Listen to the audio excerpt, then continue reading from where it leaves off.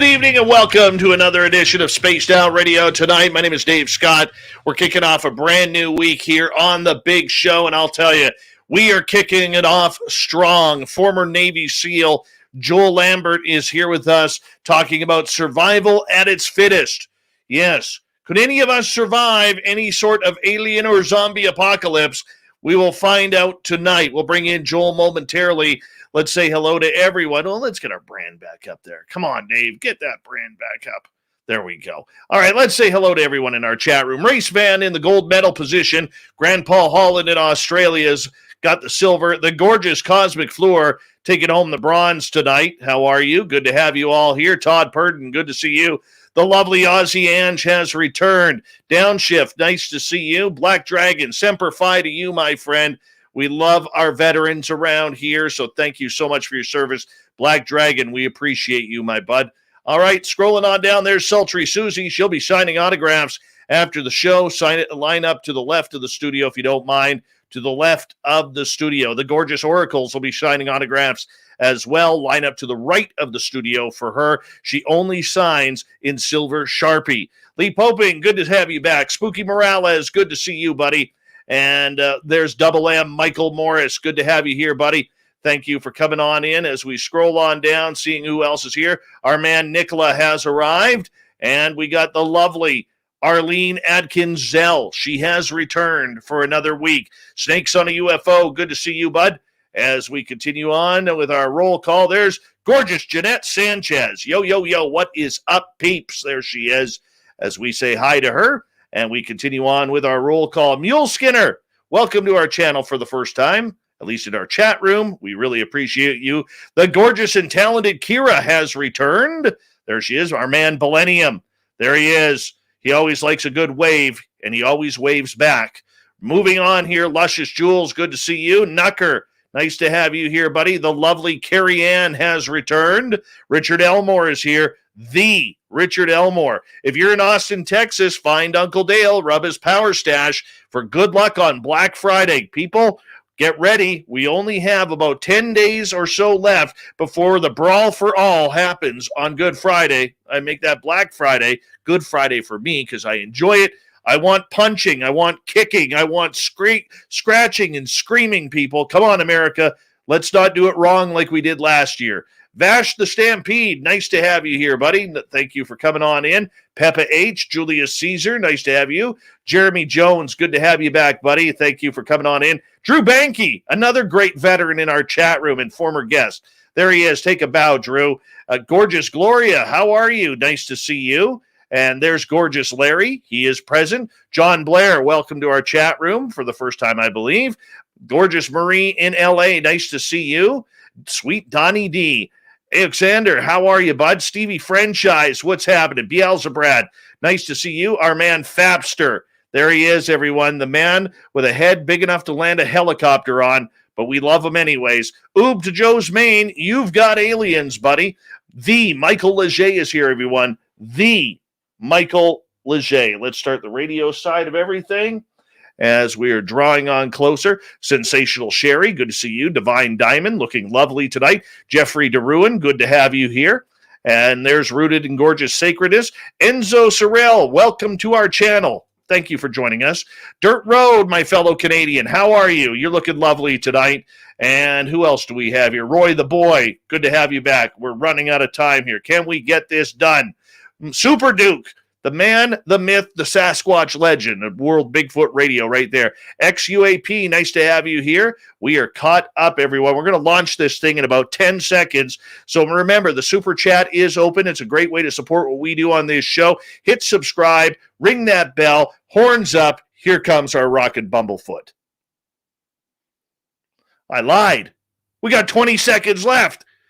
I can't believe I finished that quickly. Oh, well, we got Phil Minervino in the chat room. Mr. Lurksalot has snuck on in. Thank you for kicking off the Super Chat, Dirt Road. Really appreciate that.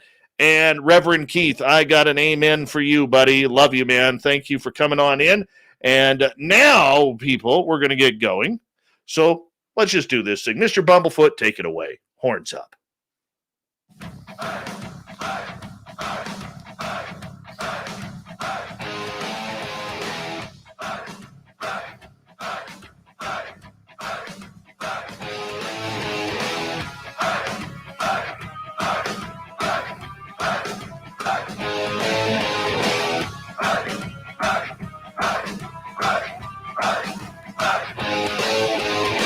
From the mountains of central British Columbia to you listening around the world, this, my friends, is Spaced Out Radio. I am your host, Dave Scott, sitting in the captain's chair of SOR headquarters. We welcome you to tonight's show on our terrestrial affiliates around North America, digitally on TalkStream Live, Revolution Radio, and KPNL. All of our archives are free. Go to youtube.com/Spaced Out Radio. Do old Davey the favor, hit that subscribe button. You can follow us on Twitter at Spaced Out Radio, Instagram, Spaced Out Radio Show, and now on TikTok at Spaced Out Radio. Our website, spacedoutradio.com. We have a plethora of features for you. Rock out to Bumblefoot. Read up on Shirky Poo's Newswire. Check out our swag as well. Tonight's show is brought to you by Chive Charities. Help make the world 10% happier by visiting Chive Charities today. You can find them on our website. I'm telling you, tonight we're going to blow your minds. Joel Lambert grew up performing on stage and in commercials before selling all he had and running off to join the U.S. Armed Forces, where he served as a Navy SEAL for 10 years, earning distinction and experiencing combat in places like Kosovo and Afghanistan.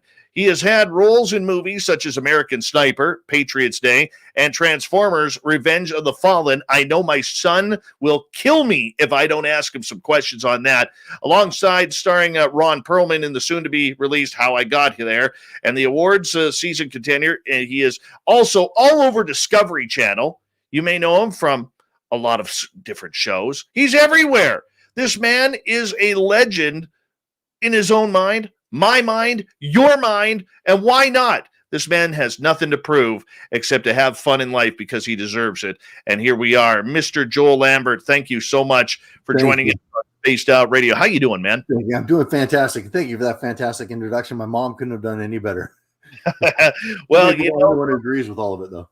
It's not often we get a former Navy SEAL in our show here. We do have a lot of veterans who tune us in, and we always love to say this is a safe place for veterans, and we love them all, and the job that you have done and every one of your comrades has done, both in the United States and where I am in Canada. We have a lot of people in the United Kingdom who listen as well. The Allies got to stick together, and that's what's going to bring us through all this hard times. Yeah, absolutely. It was a privilege to do it. And I know just like every other veteran feels the same way. You know, sometimes it's just you look to your left and your right and you see the caliber of people that you're, especially in the SEAL teams, that you're privileged to be counted among, and it just humbles you.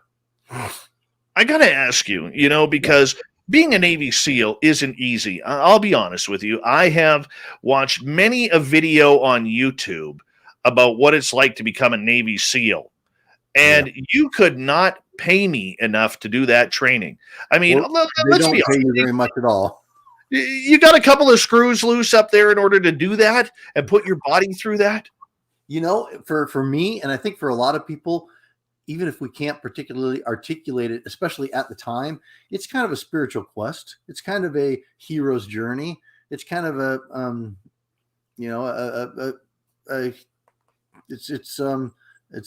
oh man, I'm blanking on names right now. It's a hero's journey. It's the Jungian archetype. It's something that drives us inside to take that hard left off the main road and go do the thing that scares you the most. And in that we find our enlightenment, or we can. When you finish Hell Week, I believe it's called Hell Week. Mm-hmm. Okay. What is that like? Take us through Hell Week, and then when you finally know it's over. Hell Week is something that happens, and it changes back and forth, but it's generally around the 5th week of training in first phase. So there's 3 phases of BUDS, basic underwater demolition SEAL training, which is the screening and selection process for people who are attempting to become Navy SEALs. And there's 4 phases really. There's pre-phase, and there's first phase, there's second phase, and there's third phase. And you make it through all those phases, then you graduate to the next level of training, and then you go through that level of training, and then you go to a SEAL team.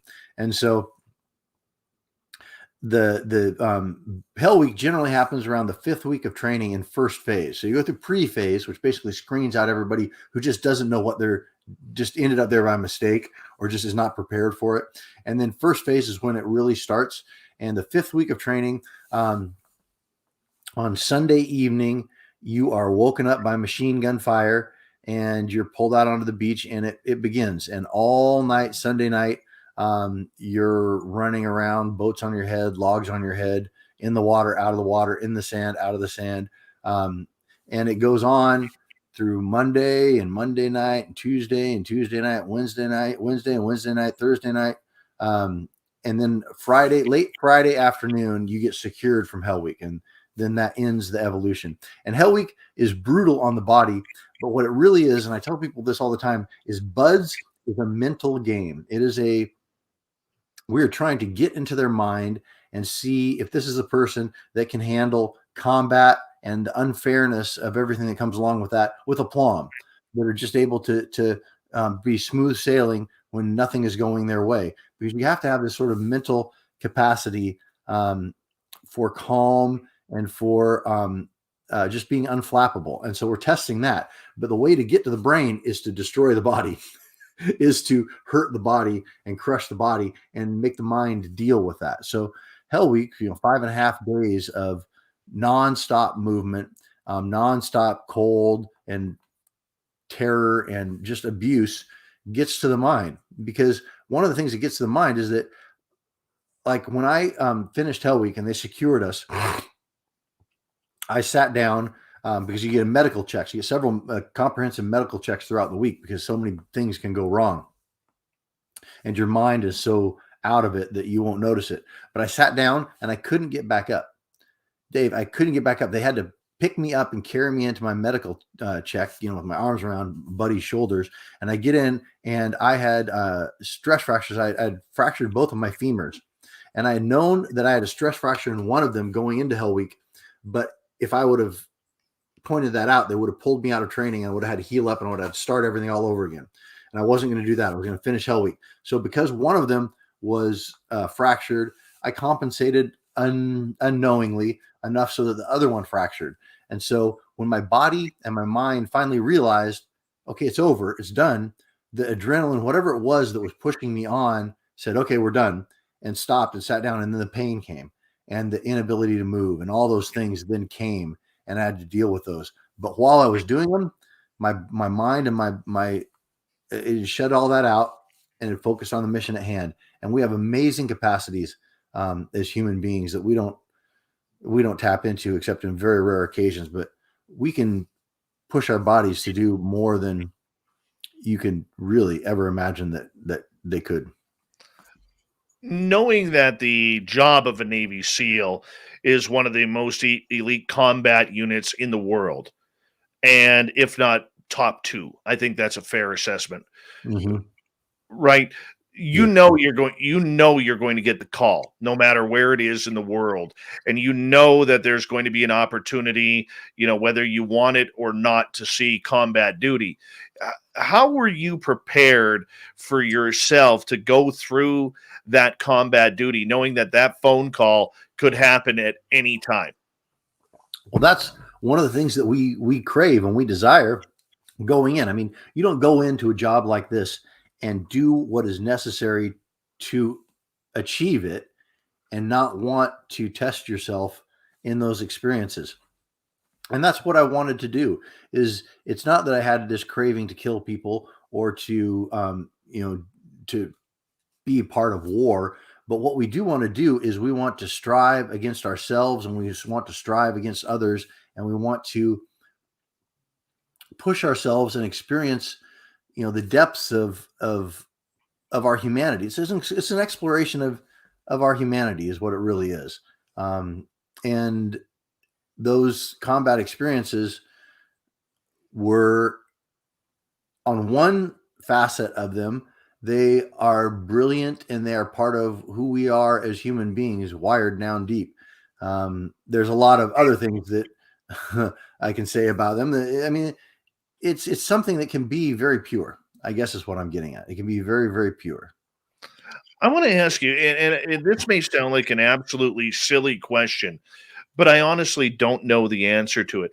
You are so, as a Navy SEAL, brought up with training and the way things are going to go, preparing yourself for that inevitable call that could happen at any time, anywhere in the world, where you hop on a jet and you guys are gone. And you don't know where you're going until you get there. You don't know when you're going to come back until they say, let's go home. Were you ever scared? Did you have time to be scared? That's interesting that you put it that way. Did you have time to be scared? And this is something that, so there's a Zen saying about meditation. I'm a big meditator. I wasn't when I was in the SEAL teams, but there's a saying that the swordsman or the warrior has no need for meditation because he is constantly in the present moment. Because if he's not in the present moment, he gets cut, he gets killed. And so there is this, I forgot the question. Well, just in regards, did you have time to be scared? Yes. Yeah. Well, no, you don't, because you're so, for me anyway, there are times of I can look back and think of several times that I was very scared for my life, and justifiably so. But there are a couple things that prevent you from that. One is you have to be so invested in the present moment and where you are and what you're executing at that time to stay alive. Because if you aren't, you're dead. You fail. And the times I look back on my experiences in the teams that were near-death experiences, I never had time to be scared in the moment, because you have to be invested in it. Otherwise, you're not going to make it out of that moment. You have to be invested in your training and what you exactly have to do to get yourself out of that moment. And then afterwards, there are many times that even right now, I'll look back and recount some of my experiences and I'm terrified. Like, man, that was horrible. But at the time, it really wasn't, because I was just so invested in the moment. You have to be purely invested in that moment to win. We always think of Navy SEALs as being indestructible, because of the training, because of the professionalism, because of the will to win. Did you ever, during your career, just kind of put your head down between your legs and just kind of say, you know what, this was the best time of my life, but maybe the worst time of my life as well? Oh, absolutely. It was the best time of my life, and it was also the most miserable time of my life. 100%, without question. So with that, how did you, when you decided that that was enough, your body had enough, and it was time to leave the service and get into a civilian type life, how did you find that transition for yourself? How did I find the transition for myself when I decided to get out? Yeah. That's a really good question. And I think it's something that is not, that guys have the occasion to not do properly. And I did it properly, I think, but I fell into it kind of accidentally. I went to shore duty first. So instead of just jumping out of an active platoon in Iraq, Afghanistan, and then just going directly into civilian life, I went to BUDS and I became an instructor. So I taught second phase, and I was able to come full circle, close the circle, impart what I had gotten in my time in the teams into the next generation, make sure that we could give them the tools, not just operationally, but the tools to interact and be a productive member of a SEAL team in the ways that aren't just shooting and moving and communicating. And so that was really good for me to kind of close the loop, full circle.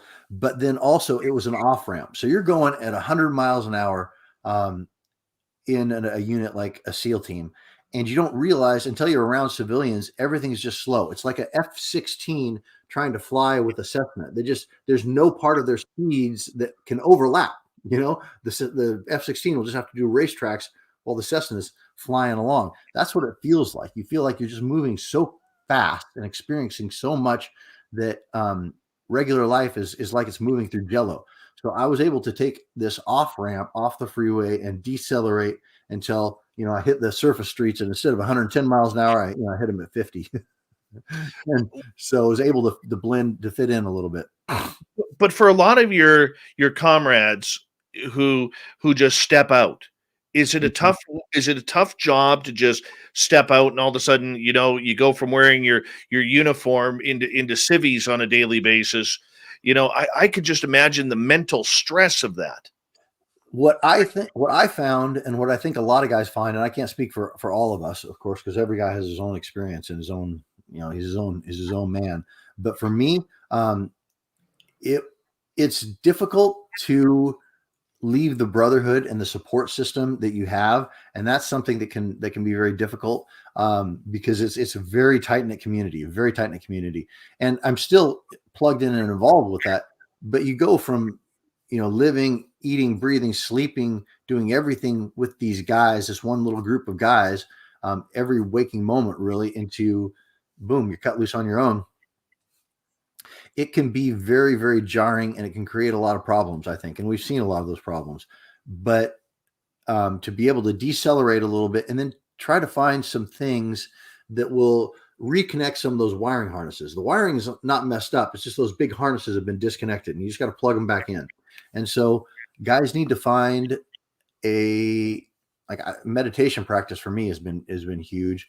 Guys need to find some artistic, creative, some sort of outlet, some sort of thing to reconnect themselves wholly, to reintegrate back in. And we as a community have been doing much, much better lately with having programs and such to facilitate those sorts of things. We were talking earlier about bodies being beat up. There's programs for that. There's the thing that changed a lot for me was a psychedelic therapy program that a group of vets, Marcus and Amber Capone, Seal and his wife, have put together to bring special operations guys through ibogaine and 5-MeO DMT administered in a therapeutic setting. And the psychedelic therapy has been incredible for guys, for me particularly, and for a lot of other guys I know as well. So there are a lot of programs out there to help guys get in business, psychedelic therapy, physical programs like the one I just went through, mentoring programs with other businessmen, people that are in industries that you're trying to break into. There's a lot out there now. Guys just need to take advantage of it. And one of the things that we as SEALs are very bad at is accepting help, because we are all about helping out anybody who needs it in our community or outside our community, with money, with funds, with facilitating the program, whatever it may be. But we never want to be the one who needs help. Never, never, never, never. You don't want to be the one taking help. You want to take it from somebody who needs it more than you. So you never want to be the one who takes it. And that's starting to change. I think guys are starting to,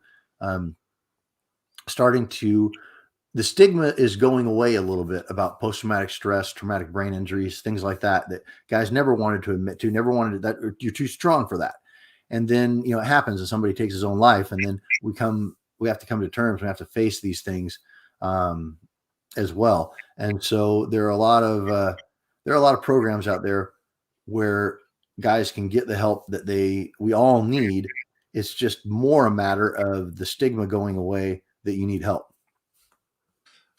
We have Joel Lambert on tonight from Manhunt on Discovery Channel here on Spaced Out Radio. And Joel, I want to say, from all of us here at Spaced Out Radio, thank you so much for your service and everything that you have done. We really do appreciate it. We only got about 4 minutes before we got to go to break at the bottom of the hour here. Going into the whole psychedelics aspect to try and calm the brain down. I mean, you're coming from a job where your brain is moving not at 100 miles an hour, but probably 300 miles an hour. And I don't know how you probably, and please correct me if I'm wrong, you probably had trouble sleeping. You had trouble, you were always sleeping with one eye open, like the Metallica song. I mean, how did psychedelics really help you kind of phase into that next level to calm the mind down and look more into yourself internally? Well, that's a great question. Let me start with meditation first, because that was kind of the foundation for my psychedelic experiences. It kind of plowed the field, so to speak. And that's what's, I think, has really done more of the long-term work. But when I got out, I'd always been fascinated with Bushido and Zen and some of the Eastern Hinduism, some of the Eastern views of God and consciousness and existence. And so when I got out, I knew I needed to do some things to plug back in, to reconnect those wiring harnesses, and to just start getting used to parts of myself that had not been seen the light of day for 10 or 12 years. And so I found a Zen temple in Santa Monica, and the Zen sensei was this awesome dude, had an American flag sewn on his full sensei robes where he sat every morning. And I thought, this guy, I got along with him. And so I started sitting Zazen, the Zen style meditation, for several years. And then I got turned on to transcendental meditation. And they gave me a scholarship to learn TM, transcendental meditation. And as I'm going through the training for that, my teacher told the class, as you're going through, as you're becoming a meditator, and as you're going through your first several months of meditation, things may come up. Physical things will come up that your body and your brain has not processed. As you're meditating, these things may activate and may come up. And I didn't think much of it. I'm like, okay, hippie, whatever. And then I start sitting meditation. It's 2 20-minute sessions a day. And I begin to, every time I sit down to start to meditate, my eyes get so heavy and I can't help but fall asleep. And I'm fighting sleep within just a couple of minutes. And I asked my teacher, Lynn, I'm like, this is weird. This is coming up for me in this sleep. And she said, well, did you sleep much when you were a Navy SEAL? I'm like, no, I didn't sleep at all. You just, sleep is not part of the lifestyle at all. And what sleep you get is really, really bad. And she said, well, that's what's happening. As you're meditating, it's processing it out. Your body's processing this out. She said, if you feel sleepy when you start to meditate, it's your body healing. Just lay down, stop meditating, and sleep. And so for like the first 3 or 4 weeks of my meditation practice, I would, in the morning and in the evening, start meditating, get sleepy, lay down for like an hour to a 3-hour, beautiful, brilliant nap, and wake up feeling fantastic. And then one day it just stopped. It just absolutely stopped, and I was fine. And I was like, wow, that's fascinating. And that really pointed out the sleeping issue that I had that you mentioned. But as I started meditating, and it created that as a practice in my life, when the psychedelic opportunity came in, I think I had the profound experience that I had on the psychedelics, partially because of my meditation practice. And it blew my meditation practice up about 3 or 4 levels. It was psychedelics. I am a huge proponent. I mean, I'm one of those guys who thinks the world should be doing psychedelics, but especially, I mean, so many problems would be solved, but that's a different discussion. But the psychedelic experience, psychedelics it just clears a pathway to your real self. It clears a pathway to your real existence. And how big of a pathway that is, I guess, depends on the psychedelic and depends on where you're at in life and all of that. But it can show you, it can reveal the things to you that once you experience them, once you see them, you can never unsee them, and you can never ever go back to the way you were before you saw them. All right, Joel, I'm going to get you to hold on right there. We're going to go to break here at the bottom of the hour. Joel Lambert, Manhunt, Discovery Channel. You may recognize him. He's got a nice tight beard going on tonight, as white as mine, which is a good thing. I don't feel old anymore. Spaced Out Radio continues after this.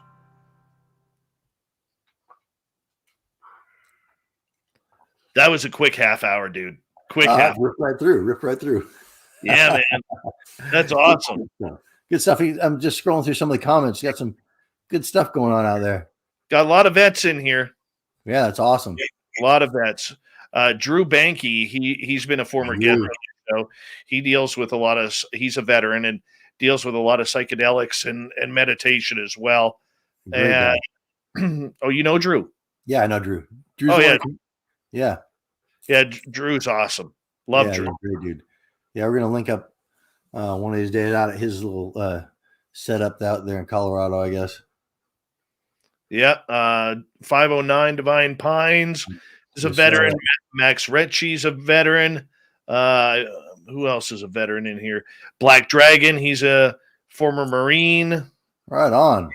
Semper Fi. Yeah, he's badass. Yeah, a lot of badass here. Hey, 509, man, I'd love to go on your podcast.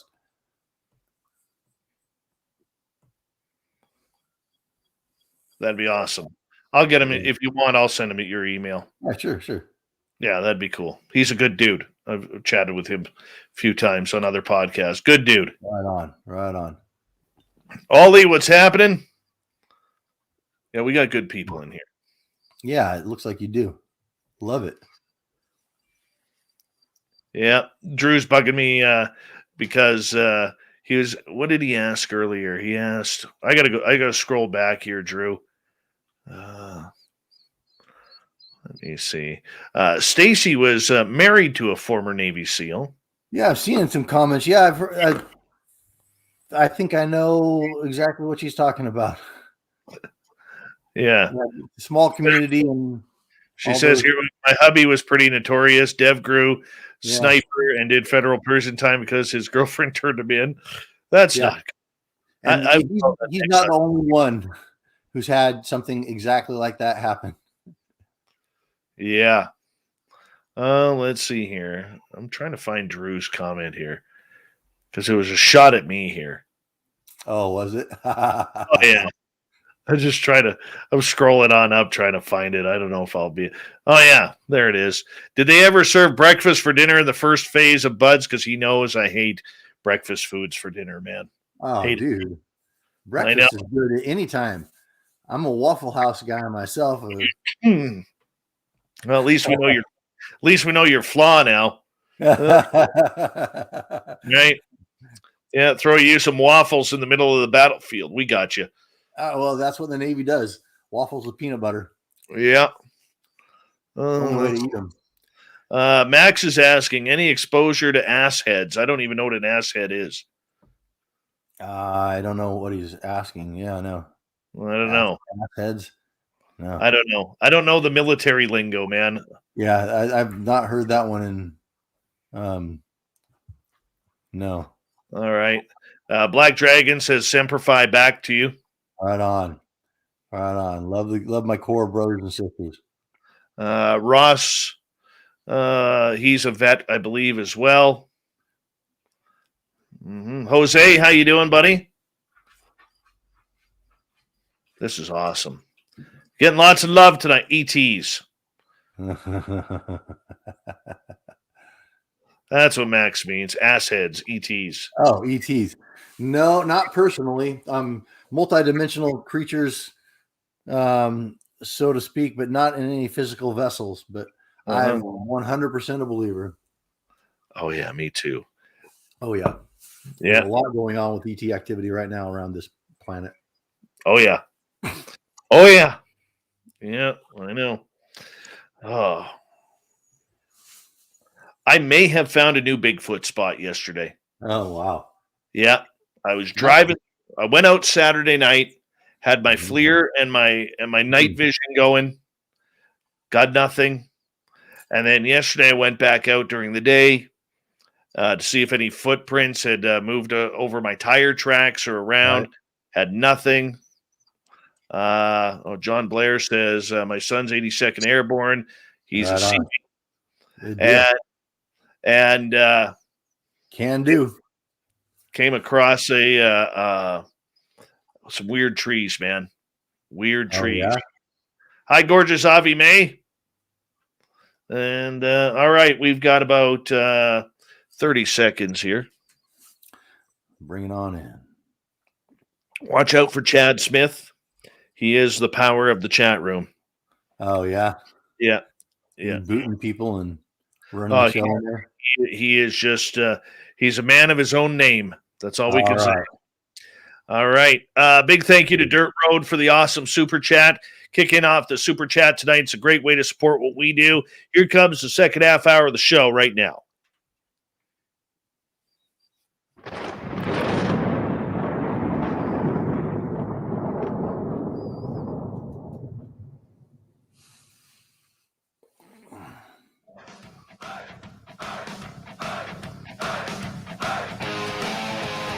Second half hour of Spaced Out Radio is now underway.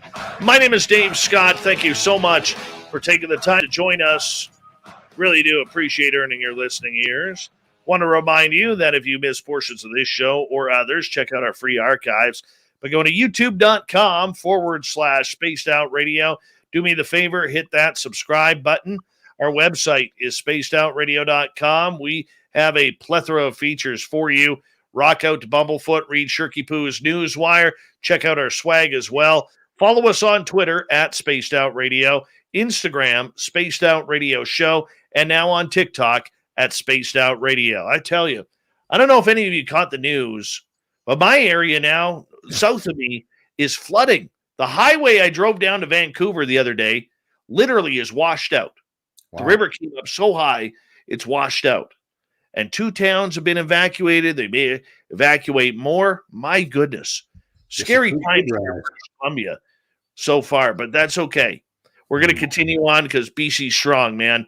BC's strong. And tonight's guest from Discovery Channel's Manhunt, one badass former Navy SEAL in Joel Lambert. And this man is, I'm going to say, pretty well-rounded. Good dude so far. And I think we're going to continue on with a great conversation with him tonight. Joel, welcome back. Thank you. Thanks for having me. I guess there's still time for me to muck all that up. Well, we should give out your website, yes, which is escapeandevademobile.com. And we're going to get into that a lot in hour 2. But you got me all hooked on the whole psychedelic stuff here, man. I mean, I didn't expect that. I mean, what made you decide this was something that you wanted to give your mind a try? Because, for a lot of us, myself included, I'm petrified of trying it. I've had my own experiences. I have my own woo, but I'm just a little petrified. Why didn't you go down that road? Well, like I said, I was deeply into meditation. I was into these healing practices. I've always been a spiritual person. And so, I was always very open to what psychedelics could provide. Possibly. I didn't know. I'd had my experiences, when I was younger, mushrooms and acid and all that stuff, and had some great experiences as a young man, dropping acid, but nothing that was transformative. And so I had heard about this. This is an interesting story. So I'd heard about this psychedelic program, from some guys here and there, but whenever guys would start talking about it, they're like, I signed non-disclosures, I can't talk about it. And so I'm like, I'd always clock that and put it away and go, okay, I got to find out one day I'm going to find out about this psychedelic program that all these brothers are going to, because this is fascinating to me. And I mentioned it. I was talking psychedelics with an old friend, and I mentioned that I'd heard that there was something for naval special warfare, for SEALs specifically, in the psychedelic arena for healing and for facilitating things. And she said, "Oh, you might be talking about the Ibogaine program that my friend Lonnie runs." And I'm like, "Are you kidding me?" She's like, "No, my friend is heavily involved in that." I'm like, "Well, hook me up." And so she introduced me to her friend Lonnie, who then connected me with the doctor who's running this program. So this doctor, Dr. Martin Polanco, he is a pioneer in Ibogaine therapy, which iboga is a small West African shrub, and the bark of it contains ibogaine, which is a psychedelic substance that they call this the great grandfather of psychedelics. This is the big one. This is a 36-hour psychedelic experience. And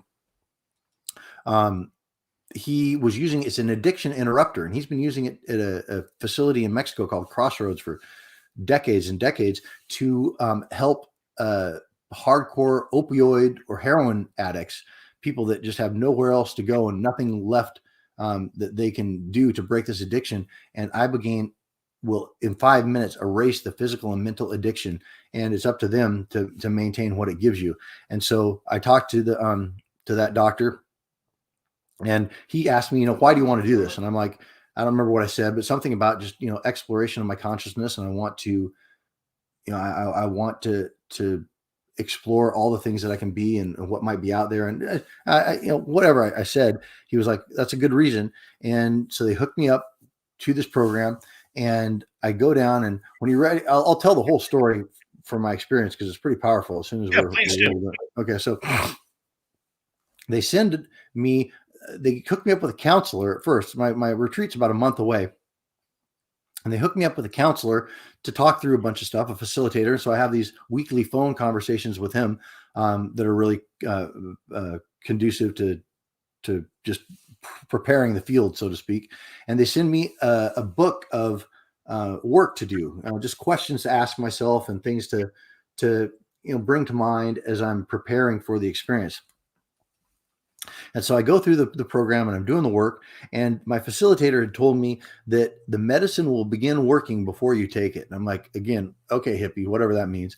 And then as I'm doing this work, all of a sudden these things start coming up for me, family things, things that I buried from myself out of shame or disgust, or things that I compartmentalized off from fear. All these things started coming out and processing out, and they felt good. It felt good to have them just come up in me.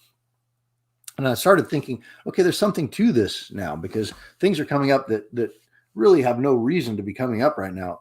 And I go down this Friday afternoon. I drive down to San Diego, where we meet the whole crew that are going down. It's 4 SEALs and 1 Army Ranger, who's since become a great friend of mine. We drive down to Mexico to this house and get down there, and the facilitators are like saging and smudging it and setting everything up. And we had a lunch before we drove down there. It's our last meal we're going to have that night, because that night we're having the ibogaine treatment. And iboga is one of the few psychedelics that can cause physical harm. You can have heart issues on ibogaine. So there was a bunch of screening stuff. We had to do piss tests and heart tests and stuff. And there's a medical staff there for the experience. And we have a little ceremony where we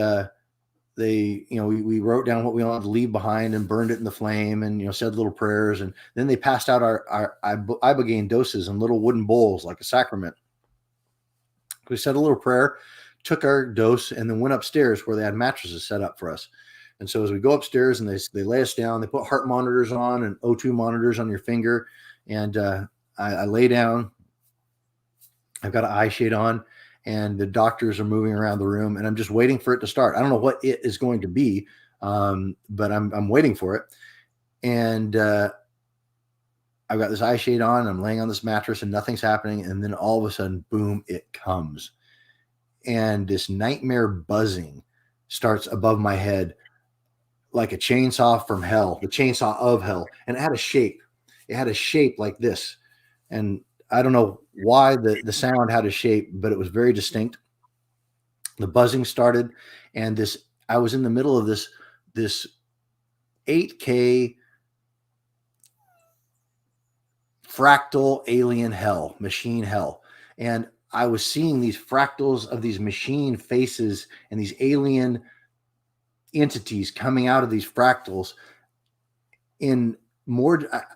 Dude, I've never seen with my eyes anything as distinct and as crisp as I was seeing in these visions. It was otherworldly, and it was a nightmare, and it went on and on and on. And I didn't understand what any of these visions meant. It made no sense to me. And at some point I just let go and just let them come. I have no idea what they are or why they are, but just let them come. I want all of what this medicine has for me. And I'm laying back, and it's coming, and I start retching. I start dry heaving, and I'm purging, 7, 8, 9, 10 times. And people are holding me. I feel hands around me, and I'm just ripping this out. I lay back down. It was awful, and it went on and on and on. And at some point I just say, let the visions come. And I just lay back and just give up and just let them come. It was horrifying.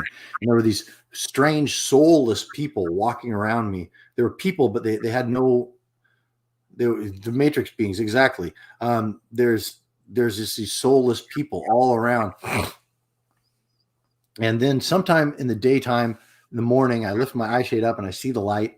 And at some point, so ibogaine happens in 2 phases. You have this visionary phase, which is the one I was in, where all the visions are happening. And then at some point that stops, 18 hours in or something. And you have what they call the contemplative or the integrative phase, where you're supposed to write and journal and stuff. No, it was like this crazy trance I went into.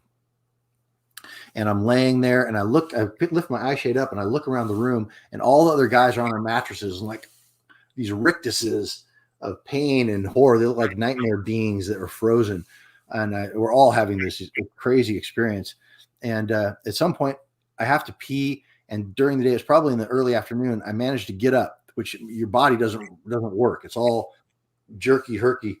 And I managed to get up and make my way downstairs to pee and get some food because I'm dying of hunger. I get a banana and I fall down to the ground. I eat this banana.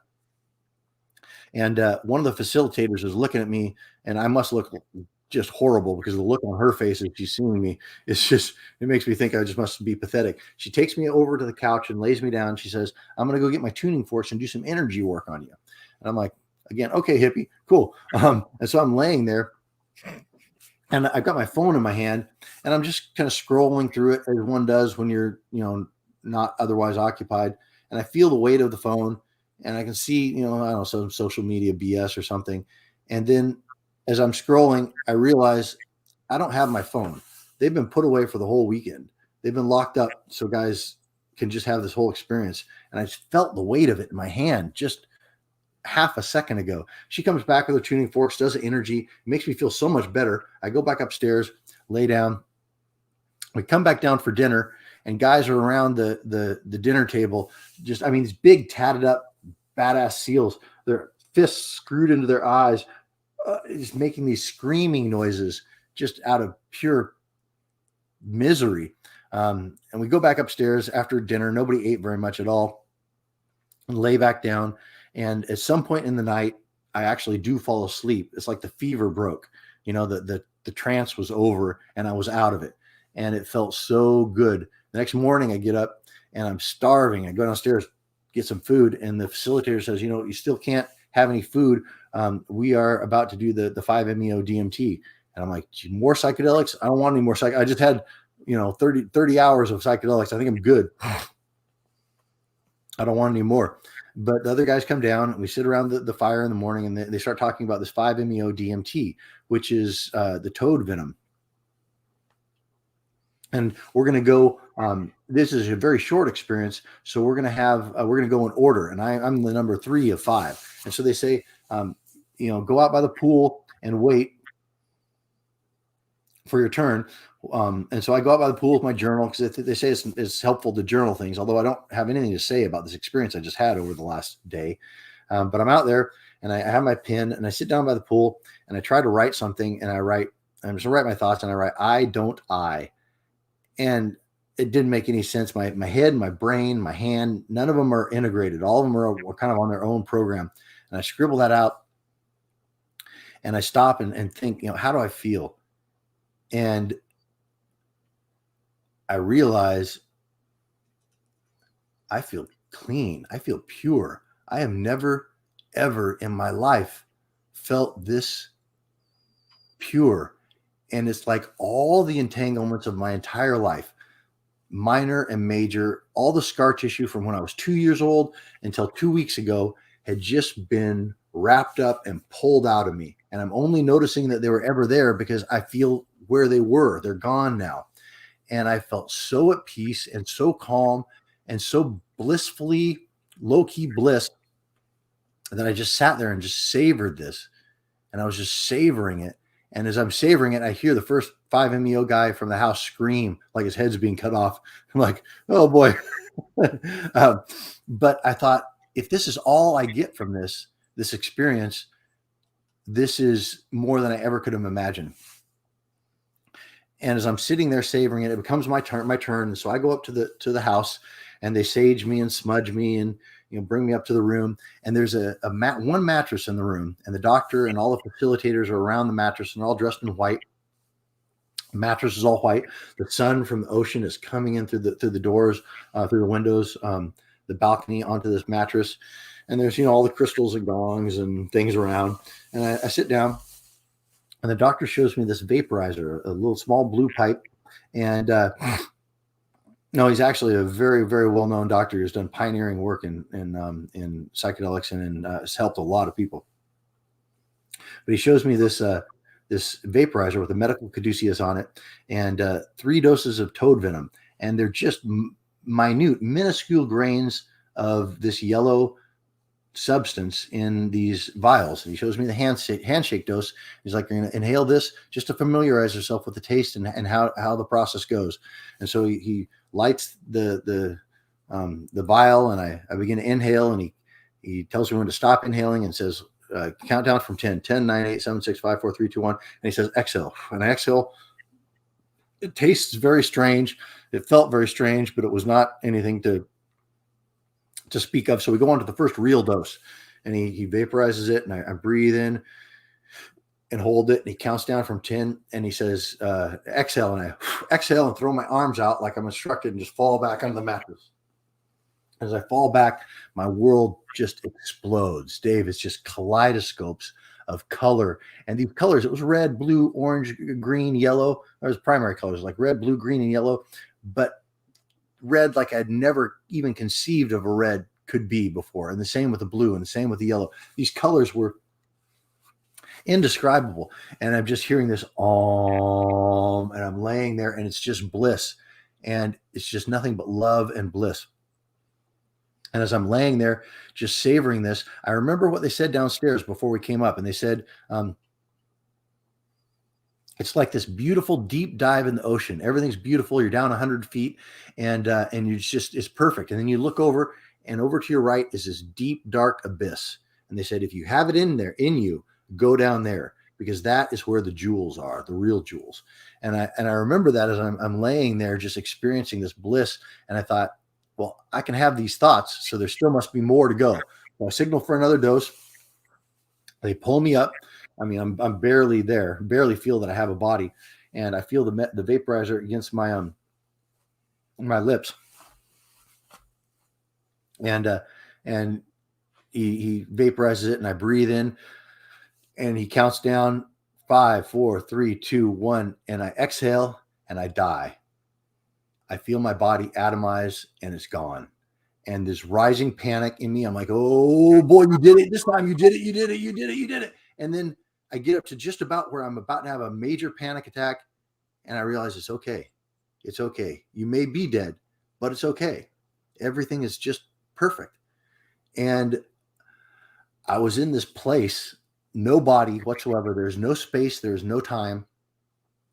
And it was just pure consciousness, this black consciousness. It was infinite potential.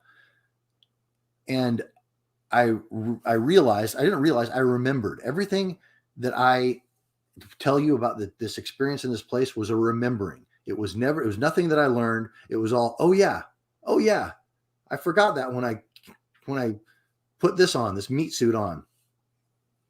And I thought, this huge ocean of consciousness, I remembered I am a part of that. I am how can a wave think it's separate from the ocean? How can a wave be separate from the ocean? How can a ripple not be part of the water? It's all one thing. And I was just in this existence of consciousness and power and remembering what I am. And that's what happened. I remembered what I am. And when that happened, it changed everything. Everything in my whole existence came down to that one phrase, I am. And I felt this scream coming from deep. And I screamed. I heard my body scream from far away. And it was like all the trauma from Afghanistan, from the SEAL teams, from relationships, from family, from everything just came out of my, from time forward and backward and present, just all came out from that. And I just laid there in this place, and they tell me it was about 45 minutes. There's no time, there's no space, there's just power and infinite potential and consciousness. It's all there is consciousness. And I laid there, and as I was laying there just savoring this, I had this thought, like, I wonder if my body is breathing. And I took this giant breath, and I was sucked right back into my body, and my eyes popped open, and the light coming through the windows was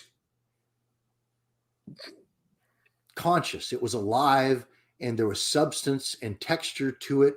And I began sobbing with the sorrow of what we have lost. And then I began laughing like a loon with the joy of what we are. And I was just sobbing with the sorrow of loss and laughing hysterically with the joy of I am. And for another half hour, I just laid there sobbing and laughing and sobbing and laughing and sobbing and laughing, and just coming down from this. And later on, doing some reading and some researching, I believe that was the classic Buddhic void. which some scholars have written about and talked about. And it was amazing. And I mean, we can talk about this all night long, but I will never be the same. You experience an understanding like that, and you can never, ever, ever be the same, ever. For you, what did you see? As we got about 2.5 minutes here, what did you see? What grabbed you on the other side? Well, I didn't see, and I see some people talking about DMT and stuff, and the 5-MeO DMT I think is different. I haven't done DMT, but is different because people talk about the experiencing the entities and stuff on the other side in DMT. There was only one entity that I experienced, and it's the entity that we're all a part of. It was the universal consciousness. It was source. It was the power. It was the Akashic field. It was the ether. It was the 0 point field. It was pure consciousness. And I didn't see it. It was all black. It was a blackness. It was an infinite space, infinite potential. That scares the hell out of me. Yes. And because, and it reminds me of something I hear people say, not all the time, but I hear some spiritual teachers talk about the reason more people aren't enlightened is because enlightenment is a lot like dying, because you can never be enlightened, because being enlightened precludes there being a you. So, it's terrifying. And if I were to, have DMT right here and be knowing I was going to smoke and going to break through again like that, I would be petrified. Also, completely thrilled, but scared spitless. It was one of the scariest things I've ever experienced. I don't know if I would have the cojones to do that, my friend.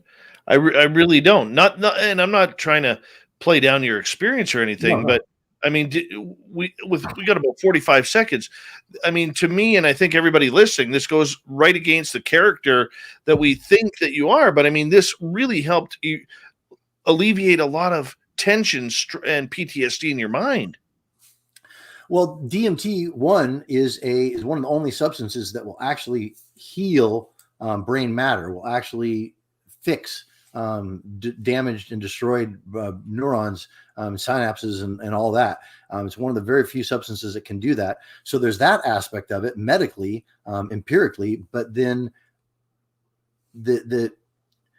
just the experience of, and I know there's probably people in this chat room and Drew and people that have experienced similar things. It is transcendent. It's ineffable is really what it comes down to. It can't be put into words. It has to be experienced, and experiencing right. God, of consciousness, of source, of whatever, every name you can call it is going to carry some baggage with it. But what is the I am, experiencing that can never ever, ever be the same. If you are the same, you haven't experienced it. All right. On that note, Joel Lambert from Discovery Channel's Manhunt. What's it like to survive? How do you survive? Let's turn it up next. Survival 101 with former Navy SEAL Joel Lambert here on Spaced Out Radio when we turn the second hour into the ever. Go. All right. We're clear. It's going to be good. Oh yeah, here's people starting to talk about MK Ultra and stuff, man. We're getting into the interesting stuff right now. Oh yeah, we got the woo now, man. You turned up the woo machine big time there. Yeah.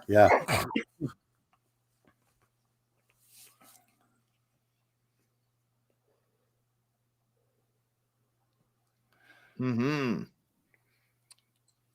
Who's got the MK Ultra? We got somebody talking about them.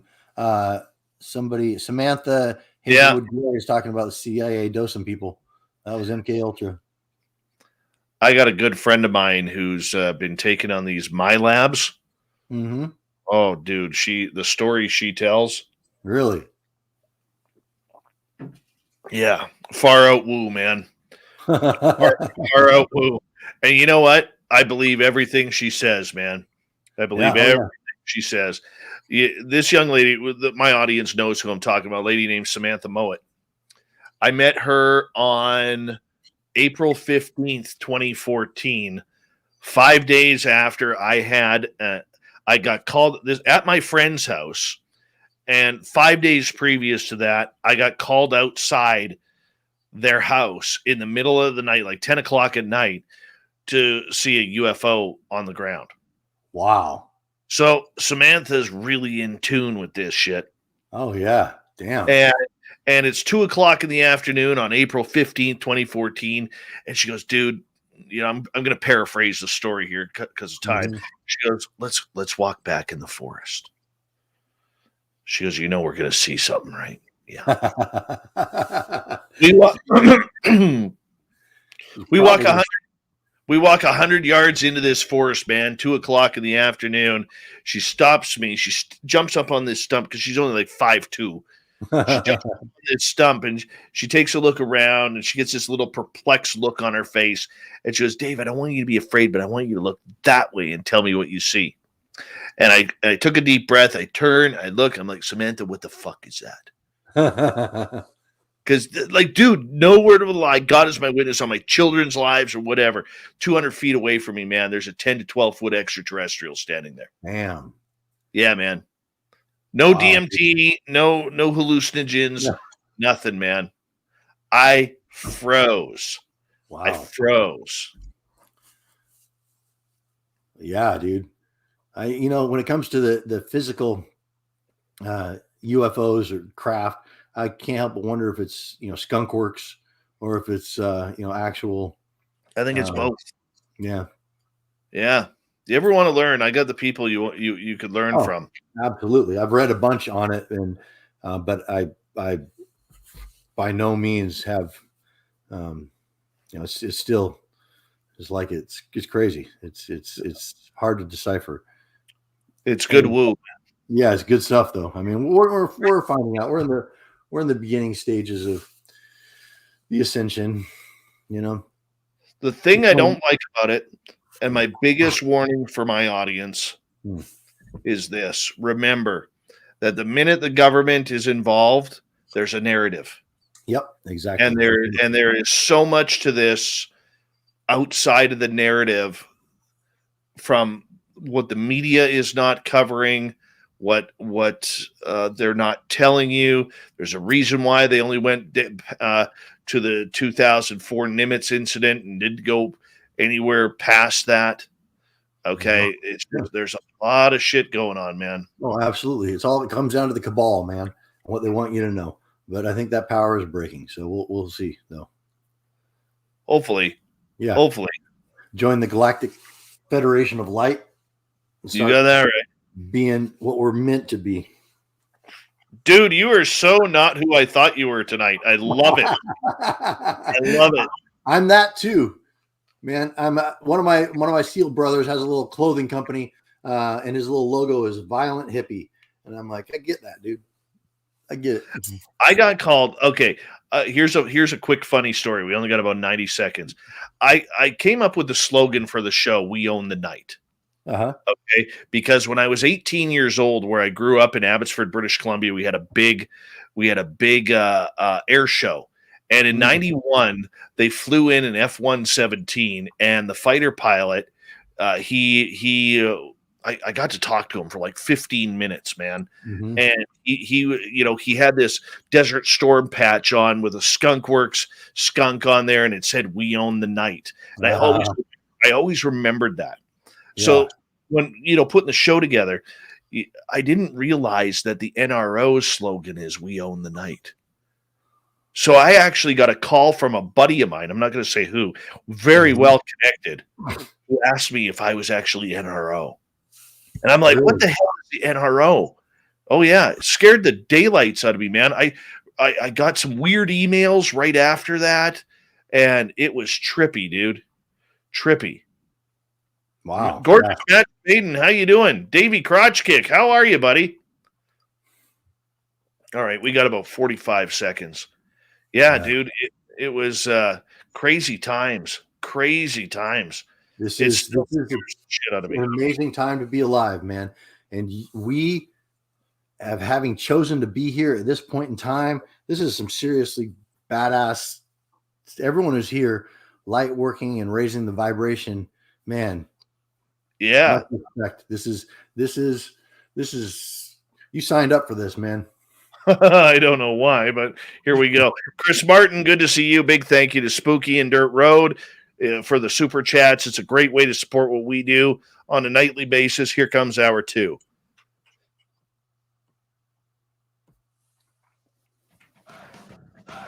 You're listening to Spaced Out Radio with Dave Scott. Follow Dave on Twitter at Spaced Out Radio and on Facebook, Spaced Out Radio Show. Here we go with hour number 2 of Spaced Out Radio tonight. My name is Dave Scott. Thank you so much for taking the time to join us. We really do appreciate earning your listening ears wherever you are on this beautiful planet we call Earth. Hello to everyone listening in on our terrestrial affiliates around North America and digitally on TalkStream Live, Revolution Radio, and KPNL. All of our archives are free. Go to youtube.com/Spaced Out Radio. Just do us the favor, hit that subscribe button. The Desert Clam has set the password for tonight in the SOR Space Travelers Club. Hapazanthus. I think I got that right. Hapazanthus is your password. Use it wisely, Space Travelers, as a clam sets a password each and every night right here on Spaced Out Radio. Our website is spacedoutradio.com. We have a plethora of features for you. Rock out to Bumblefoot, read Shirky Poo's Newswire, check out our swag as well. Follow us on Twitter at Spaced Out Radio, Instagram, Spaced Out Radio Show, and brand new on TikTok. We actually got our first 2 videos up at Spaced Out Radio. Tell you, we're going down a cool road tonight. Former Navy SEAL of a decade, Joel Lambert, is with us. You may recognize him from Discovery Channel's Manhunt. We're going to learn about survival, manhunt, and the man behind the legend himself. Joel, welcome back, brother. Oh, thanks for having me, man. Having a good time. Dude, this is awesome people in the chat. Yeah, man, this is insane so far. Insanely good show. And anybody just joining us, this is one where you're definitely going to go want to catch the first hour. Incredible. I didn't know it was going there. Did not know. And this is what I love about this show being so unscripted, man. You know, it just takes a natural turn, and this is where it went. But before we get to some audience questions, because I usually allow audience questions an hour or 2, I want to ask you, how did you get picked up for Discovery's Manhunt? Oh, that's a funny story. A good story. So I'm back to BUDS. I'm a BUDS instructor. I'm getting out of the Navy. I'm processing out. I had, according to like my bio that you read at the top of the show, I had done a lot of print and commercial work and things like that and acting growing up and before I joined the Navy. And so as I was in San Diego as a BUDS instructor, I started having these opportunities in Los Angeles, working with producers and writers and directors and being on camera and helping develop scripts and stuff. And so I just kind of rode the horse the direction it was going and started working back into film and television, which I never thought I'd be in again. So I started acting and started doing guest stars and co-stars on some TV shows and such, and consulting on some stuff. And then a friend of mine calls me up and says, "Hey, I have a friend who's putting together a TV show," and sure he is, on, and he's looking for former special operations guys who have a strong background in escape and evasion and in tracking, which was me. And I said, "Okay, well, I'll send my stuff to your buddy." And I did. And he called me right up and we have some phone conversations, and no, you're awesome, Space Cadet. And we had some phone conversations, and he tells me about his thing. And I talked to him about, hypothetical situations or whatever. And after a couple of weeks, he calls me up and he says, "Hey man, I want to go out to the Palm Desert and shoot some stuff on you for, sizzle for my show." And he said, "I'd love you to come out this weekend." And I'm like, I spent so much time already on this guy's project. And look, in LA, everybody and their brother has a script, has a film, has something they're about to break. They're the next big thing, and they're about to break with their TV show that they're in negotiations with. So you can't take, anybody saying that they got a show or anything very seriously at all until there's some evidence of it. So I told the guy, I really can. I've spent a lot of time on this, and I got things to do this weekend. The guy said, "Well, I'll pay you." And I thought, okay, I can get out of LA for the weekend. I can go run around the desert and say some stuff, and this guy can shoot his little sizzle for his little show that's not going to go anywhere, and put me up in a hotel, and I can go climbing in Joshua Tree on Sunday, and then I can come home and have a great weekend and get out of LA. And so I did it. and went out to the desert. And as I'm pulling up to the hotel this guy's putting me up at, it's like this beautiful giant Palm Springs resort. And I'm thinking, wow, this guy's got a budget. And I check into my room and the phone rings when I check in, and I pick it up. Hello. And this woman says, "Hi, Mr. Lambert. This is so-and-so, and I'm the production coordinator for the weekend. And I know you're not scheduled to work until tomorrow, but Sarah Davies, the vice president of Discovery International, just flew in from London, and she's wondering if you'll have dinner with her tonight." And I thought, at that point, the light bulb went off over my head, and I thought, okay, this is actually real. This is actually something. So I go out to dinner with Sarah, who's become a friend. She's a lovely woman, hilarious. Tells some raunchy stories I probably shouldn't have about my time in the SEAL teams and stuff, but they pay off. She thinks they're hilarious. The next day, I go run around the desert and make some booby traps and do some tracking and do some tactical stuff. And the next day, I find out that they've got a Victoria Cross winner, a UK SAS guy in there they're looking at as well. And another Marine, prettiest man I've ever seen. But I end up getting the show. And so we shoot a pilot in Arizona. It goes excellent and rates really well. And so then we do the series, and we do 2 seasons. Got both the posters up there, traveling around the world, inserting in foreign countries, being tracked down 3 or 4 days, using whatever they have, dogs, drones, tracking forces, escaping. And it was an amazing program. And then after doing 1 season of Manhunt, they gave me another show called Predators Up Close, which was Animal Planet wildlife show on the world's biggest, baddest predators.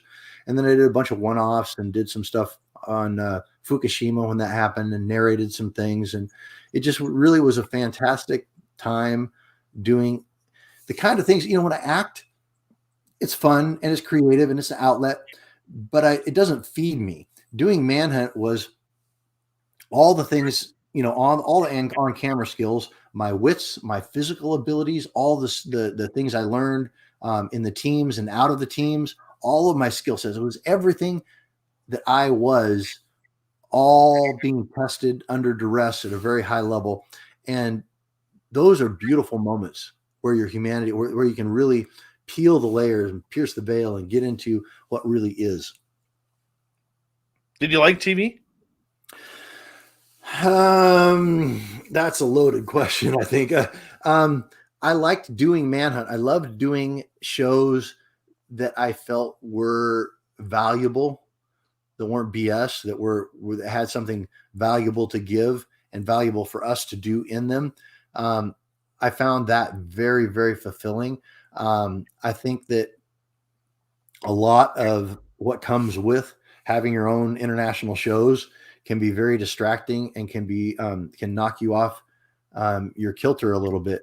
And I think I'm a pretty calm and fairly unflappable dude, but you still very divinely guided, but you still those pressures and those experiences can be disconcerting at best.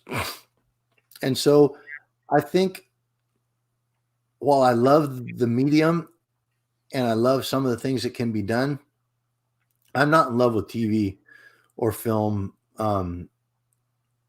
anymore. And some of the things that just go on in that industry, for sure, I just don't want to be a part of.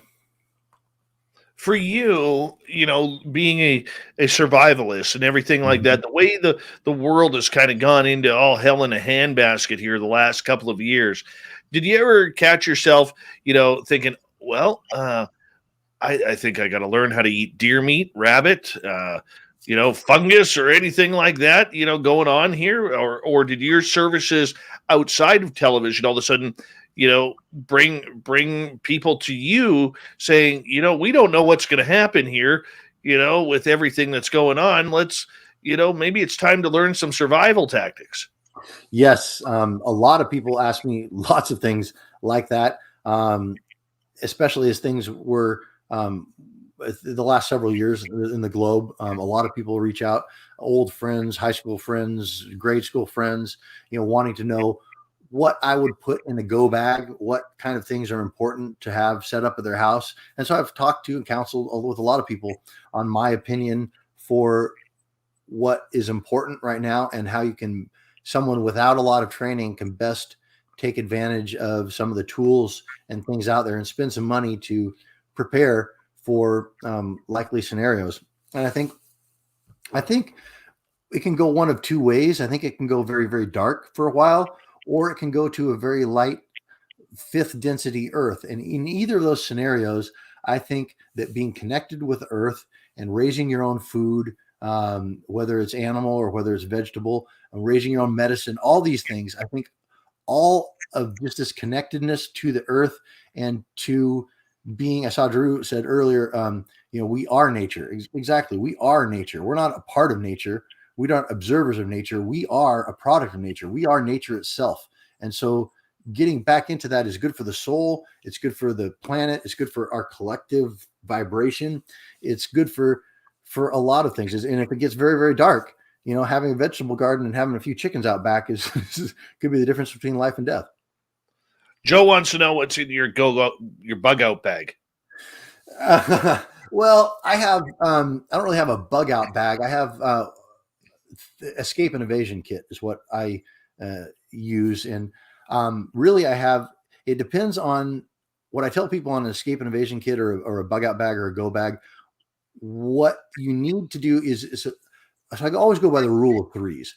And that says that you can survive 3 hours without shelter. You can survive 3 days without water, and you can survive 3 weeks without food. So that should inform all your decisions when you're in a survival situation. What am I going to spend my time on? Am I going to go look for food when a blizzard is coming in and I have no shelter and I have light clothing on? No, that's foolishness. You can survive 3 weeks without food. You need to take care of the shelter first, and then water, and then sustenance is down the line.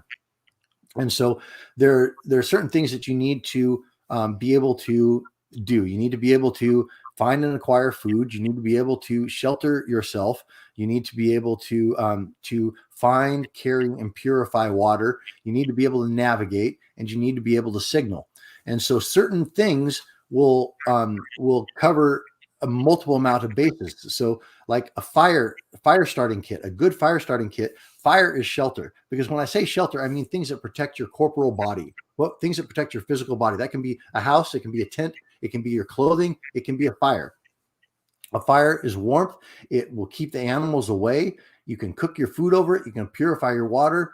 You can signal with it. A fire is one of the most useful skills. So I can start a fire with, just primitive with, a bow drill, but with primitive skills.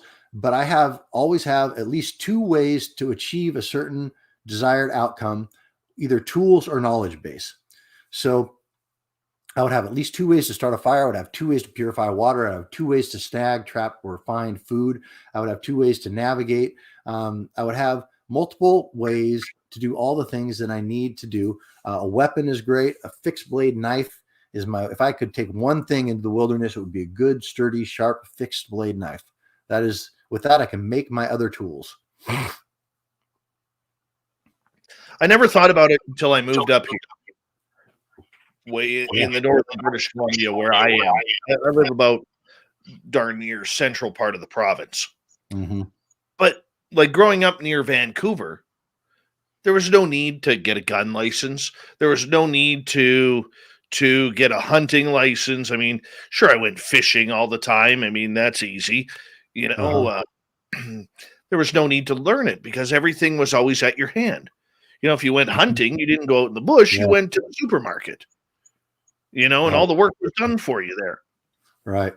Yeah. But now that I've moved up here to where I am, and I've been up here for 6.5 years, I look at it and I look at things differently. Like, what would happen? Like in British Columbia right now, where none of us where I am, every route to Vancouver right now where I am is blocked by either mudslides or by washouts of the highway.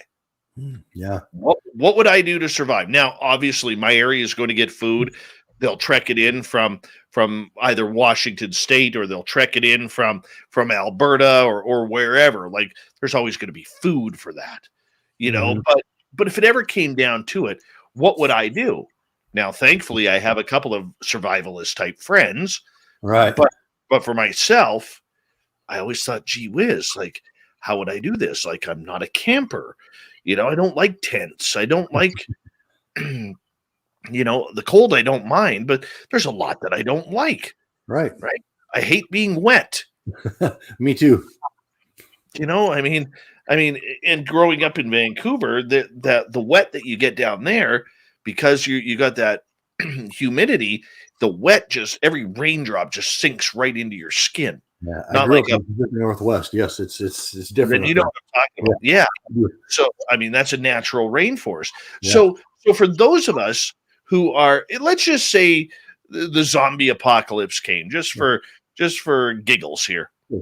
All right. How many people would really in North America right now truly be able to survive anything apocalyptic?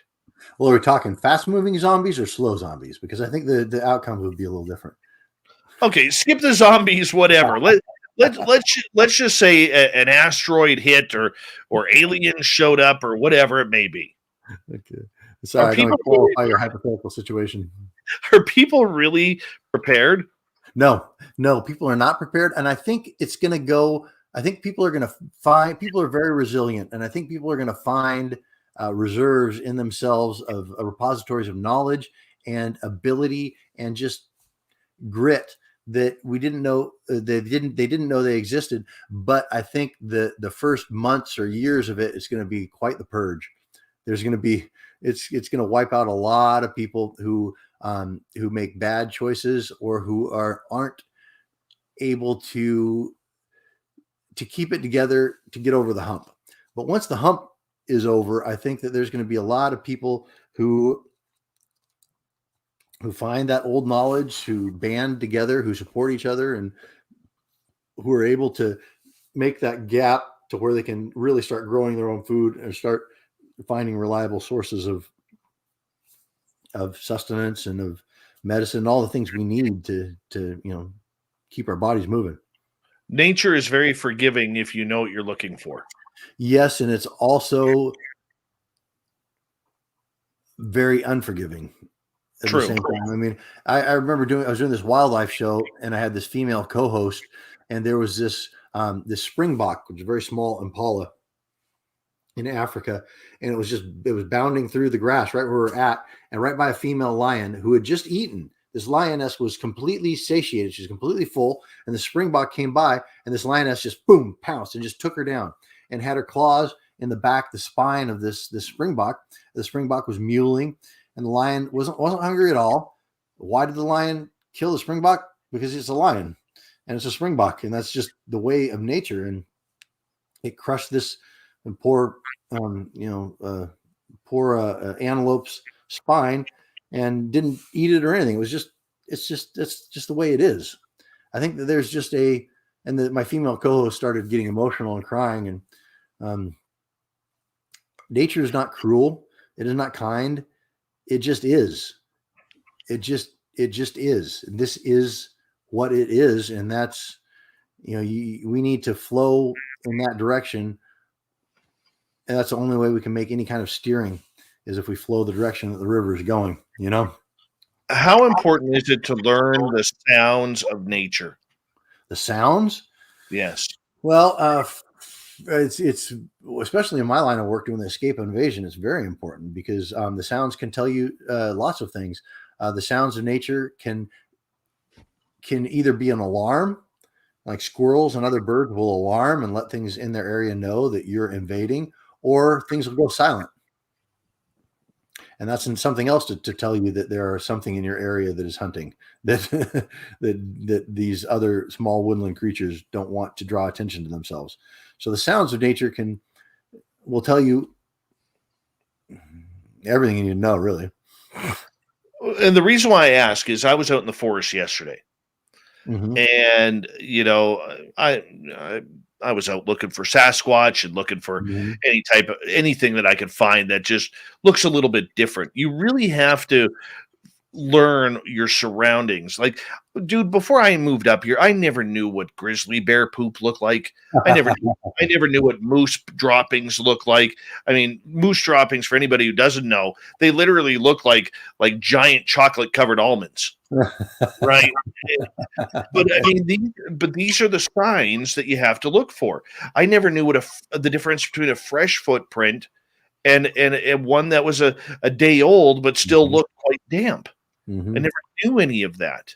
You know, and I would say that 90% of the population in North America has no clue on what's even around them, let alone how to tell. It's not just about leaves in a Boy Scout book and what you can wipe your butt with.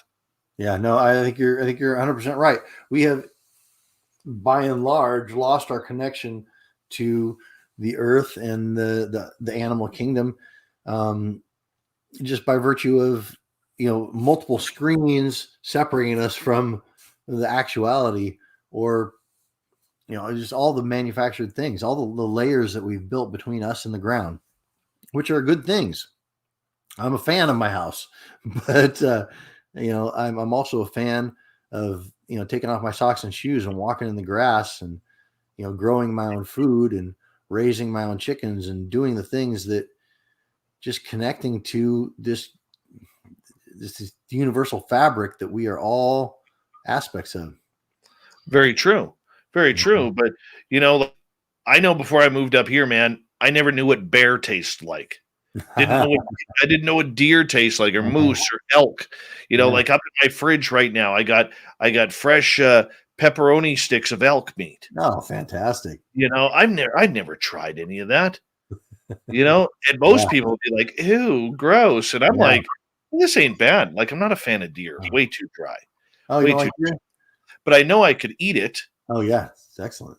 I'm a venison guy. Come on. I saw a big trophy buck yesterday, man. Yeah. Oh, big trophy buck. Except right now it's rutting season, so they don't allow the bucks have a 2-week window to hump as much as they can, and then it's back on for the hunters. Yeah, I think we're in muzzleloader and bow right now here in my area, but they'll open a backup rifle here pretty soon. You got that right. For you, though, I mean, that you could survive. That your fellow people could survive. Besides water and shelter and the basics, what do most people forget? Is it clothing, how to dress? Is it, how, because we're worried about vitamins, we're worried about everything else. What do we mainly forget? We got about 40 seconds. That's a hard one. I think the situation dictates. In every different situation and every different background, you're going to find things that people will overlook. I think the rule of three is prioritizing your time and knowing what you need to do. I think is the most important thing. I think people I'll do one. Mindset is everything. Mindset will. 14-year-old girl can crash in the Amazon and she'll walk 1,000 miles out and have an amazing story to tell. Or someone will, have a fairly minor loss in the woods, and 3 weeks later they'll walk the wrong way and they're dead. It's all mindset. All mindset. All right, we're going to continue on with the security part of everything when we come back, because survival also comes down to, can you trust people? And who do you trust? We're going to learn that from Joel Lambert, survival expert, Discovery's Manhunt. It's a good dude with us. We got him for another hour here on Spaced Out Radio. We'll continue the survival talk right after this.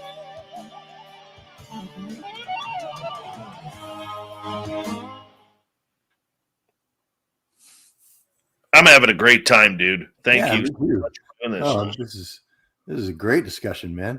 Mm-hmm. Oh, yeah. Yep. Try catching a wild animal on your feet. That's a tough one. I had one of my chickens get out the other day. And yeah, that's just trying to catch that chicken. Chickens make you look like a fool. Oh, yes. And they're so dumb that you feel even more foolish. Yeah. Yep. No, I've never ever owned a gun, Oh yeah. but since I moved up here, I'm actually taking my license and my hunting courses here. Excellent. Right In, on. yeah, not that I think the world's going to go to all shit, but I'll be honest with you, I really like the taste of grouse. Oh yeah. Yeah, grouse are good. I don't know that I've had grouse. I think my favorite Like wild game. chickens. Yeah. I Yeah. think I know what they are. I just don't know if I've ever had them. I think my favorite meat I've ever had, exotic or gamey meat, is ostrich, and I had some ostrich fillets, steaks in South Africa that blew my mind. Best meat I've ever had in my life. Wow. Yeah, they're incredible. They're beautiful red meat. It was like the most perfect piece of steak. There's no fat. If there is, there's no marbling. It's just this perfect red meat, but it's juicy and delicious and not dry, not gamey. It was like the world's most perfect steak. Crazy. I think what a lot of people don't understand, and I learned this from going into the forest, is how small you really are and feeble. Oh, yes. You Yes. know, like we were out yesterday and got out of the vehicle because everybody had to pee. Mhm. And what do we hear? We hear way in behind us a tree knock. And immediately it's like, okay, get back in the vehicle because we're not the biggest ones around. But Right. I've been cutting firewood, man. And in a section, and all of a sudden you'll hear something big. You never see it, but you hear something big walking around you. Oh yeah. You know, and whether it's moose or bears or cats, you'll never hear. No.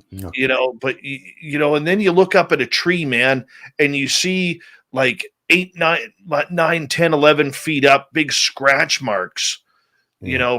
from these giant claws, Yeah. like I got a photo yesterday here. I don't know if it'll show properly. Hold on.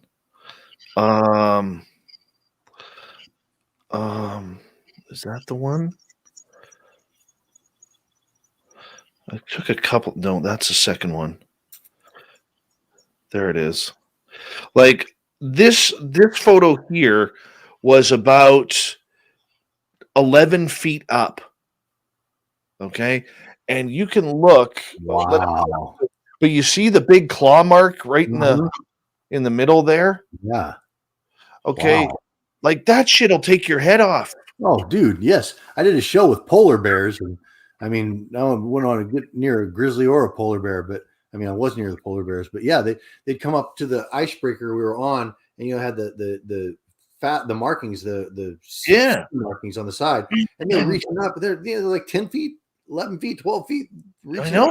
It's crazy how big they are and how fast they are. It's crazy, man. Yeah. It's crazy. Uh-huh. We We are tool makers, and we have invented all the things nature did not give us: talons and night sight and fur and all that. We've had to invent all these things: night vision, thermals, and FLIRs, things like that. But man, the originals are good. Oh gosh, man! I'll tell you, it is something that when you see a big claw mark that's digging into a tree like that, you're small when it's at 11 feet high. Oh yeah, you're tiny. You're tiny and slow. Exactly. Like a few weeks ago, we were driving along, just looking for firewood, man, and looking for some trees to cut down. And you pull we pulled literally 9 feet away, 10 feet away from a moose. Yeah, and I'm looking at this female, and then I'd never seen a bull male before. He was in behind her, like another 50. Oh wow, 50 feet. I'd never seen that before, man. Hold on one second here. Thank you, Toe Tag, Fabster, Murray, Spooky, Dirt Road for the super chats. Here we go.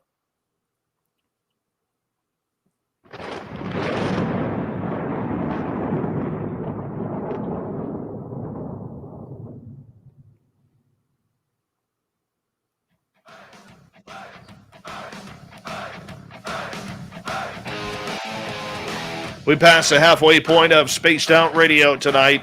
My name is Dave Scott. Thank you so much for taking the time to join us. We really do appreciate earning your listening ears.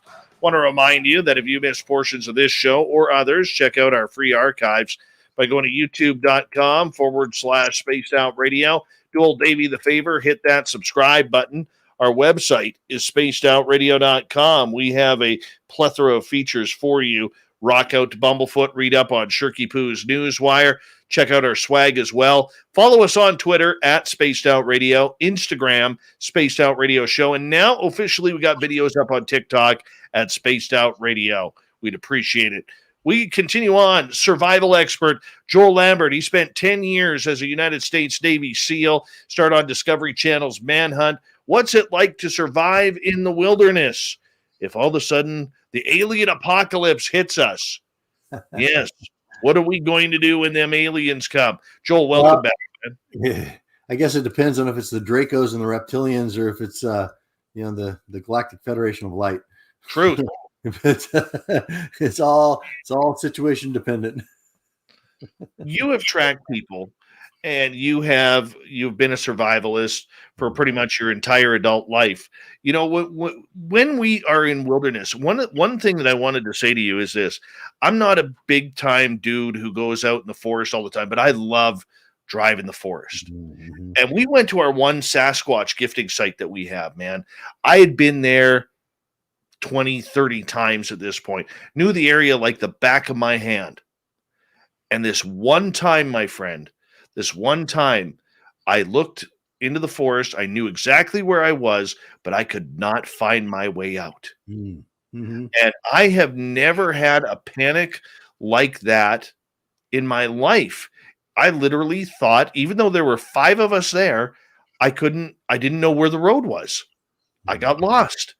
And this area, we were in it. There was a dirt part in there where we had found one footprint previous back in 2016. And I knew where I was, but my mind just couldn't project which way was out. Mm-hmm.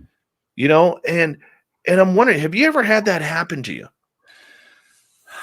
Not that I can remember, but I guess there's lots of times I'm not lost, but I don't know exactly where I am. There's a difference between being lost and just in one moment getting turned around and having to consult your compass or, reset some things and get back on track, for sure.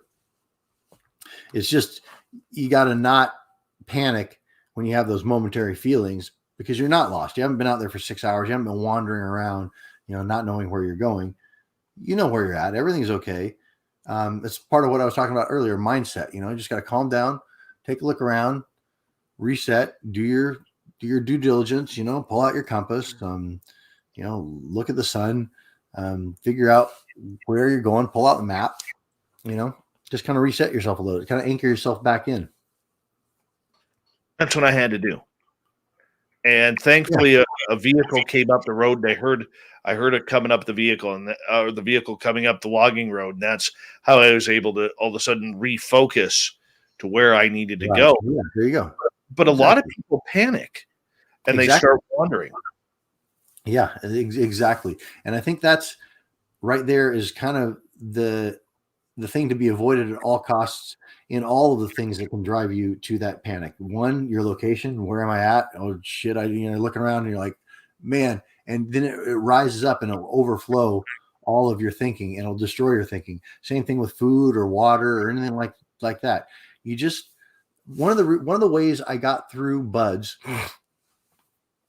and I revisit this all the time, is that if you think about having to do this every day for 6 or 8 or 9 months, you can't make it through. You'll break mentally. And so you break it down. You're like, I got first phase. I'm in first phase. That's all I have to worry about. I don't have to worry about the things in second phase. I'm just in first phase. And then first phase starts getting hard. So you're like, this is Tuesday. I can make it to the end of the week. I can do 4 more days. This is all right.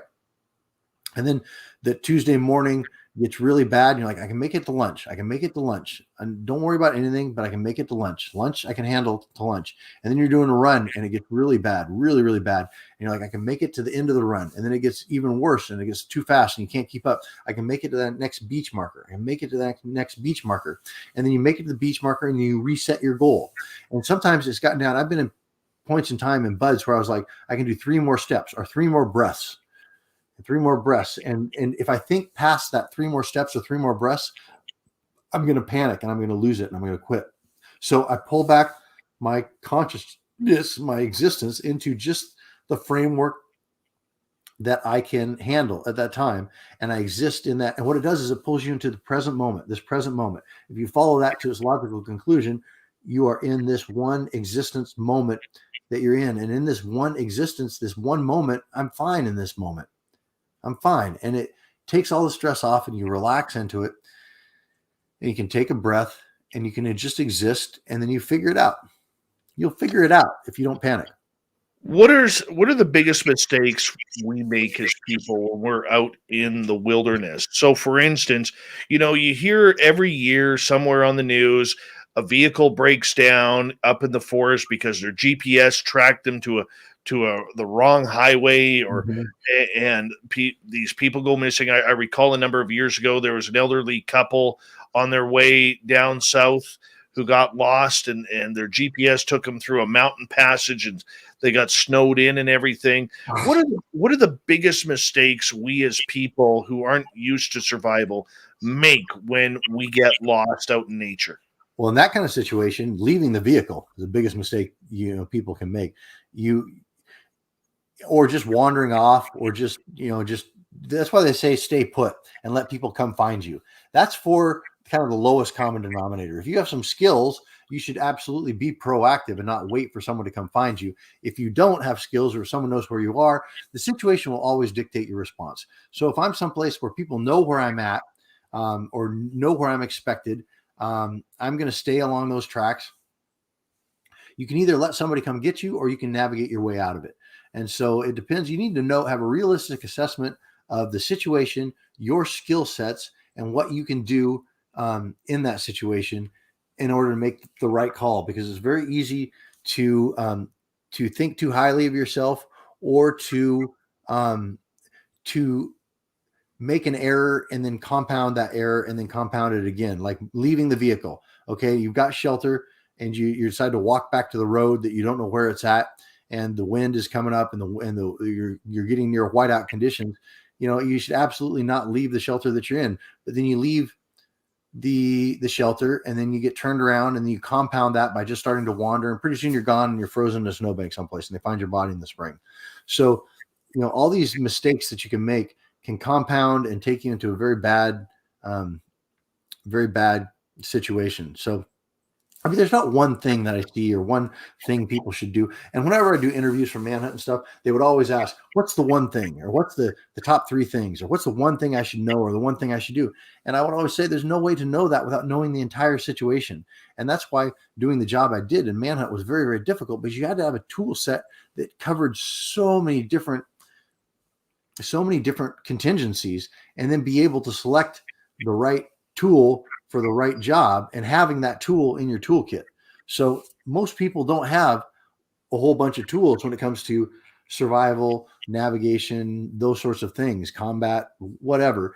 And so I need to realistically understand that. And then, like we are tool makers, have the tools to make up for that deficiency. So if I don't have fire making skills, I'm going to have a couple different lighters and matches, and some tinder, some petroleum jelly, some cotton balls, some commercial tinder. I'm going to have the things so that deficiency can be overcome with mechanical means.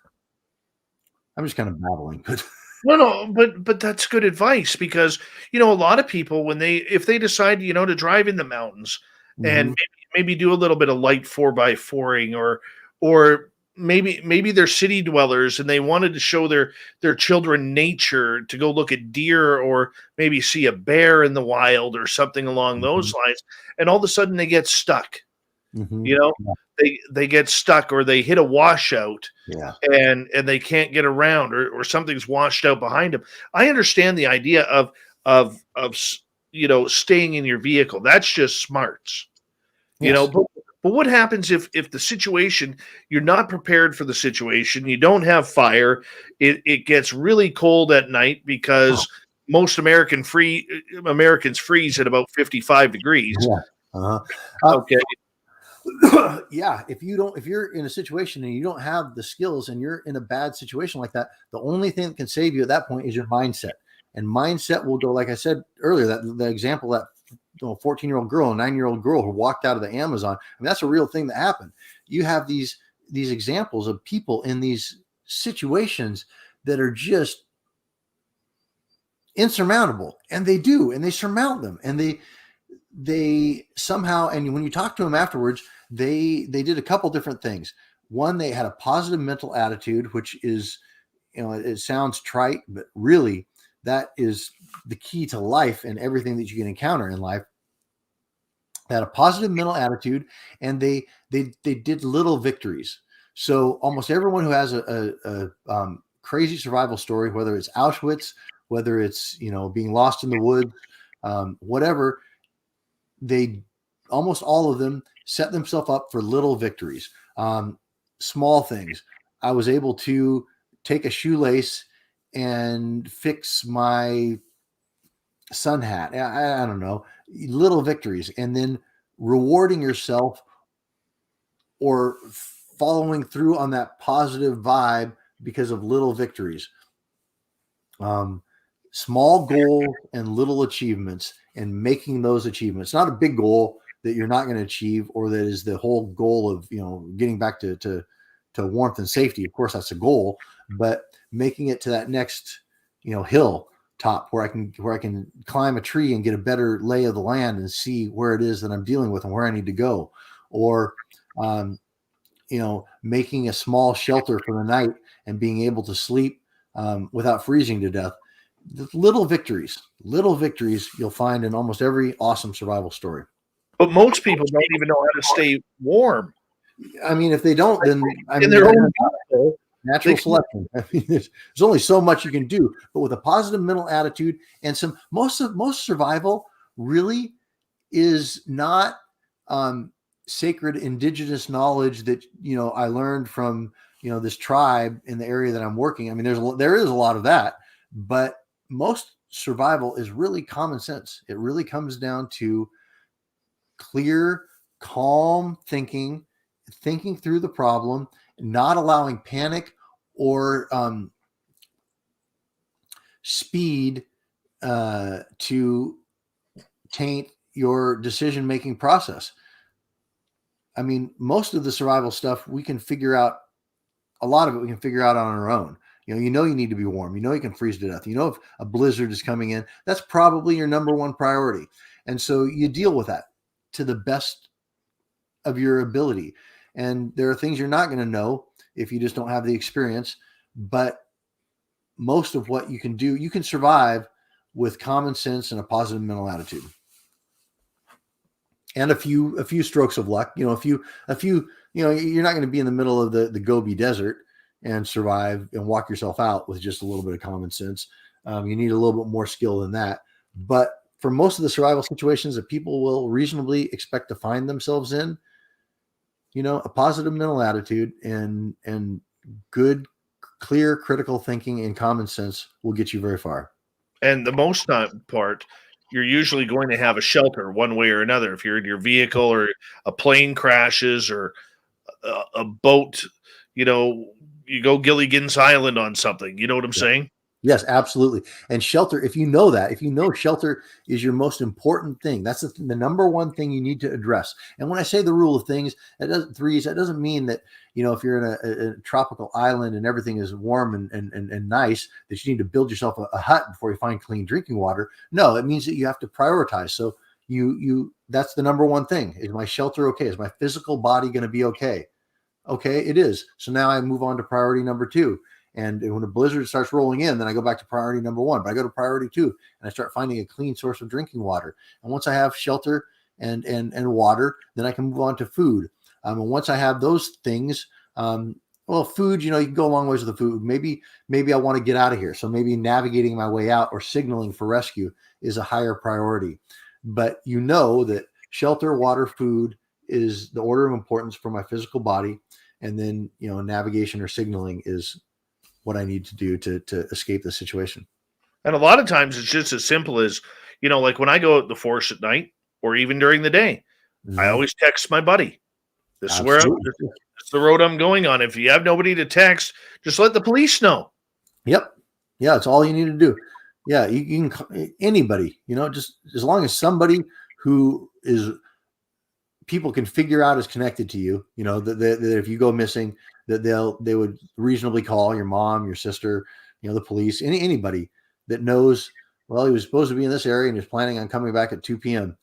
And so then that gives them someplace to start. And when you're tracking people, when you're doing rescue efforts like that, that is, that's intelligence is the best thing. If you have any insight into the person, where they were going, where they expected to be, then you can start drawing kind of lines of probability. Well, this is probably where he may be. And then you can start extrapolating from that. You can set yourself up for success and safety that way, for sure.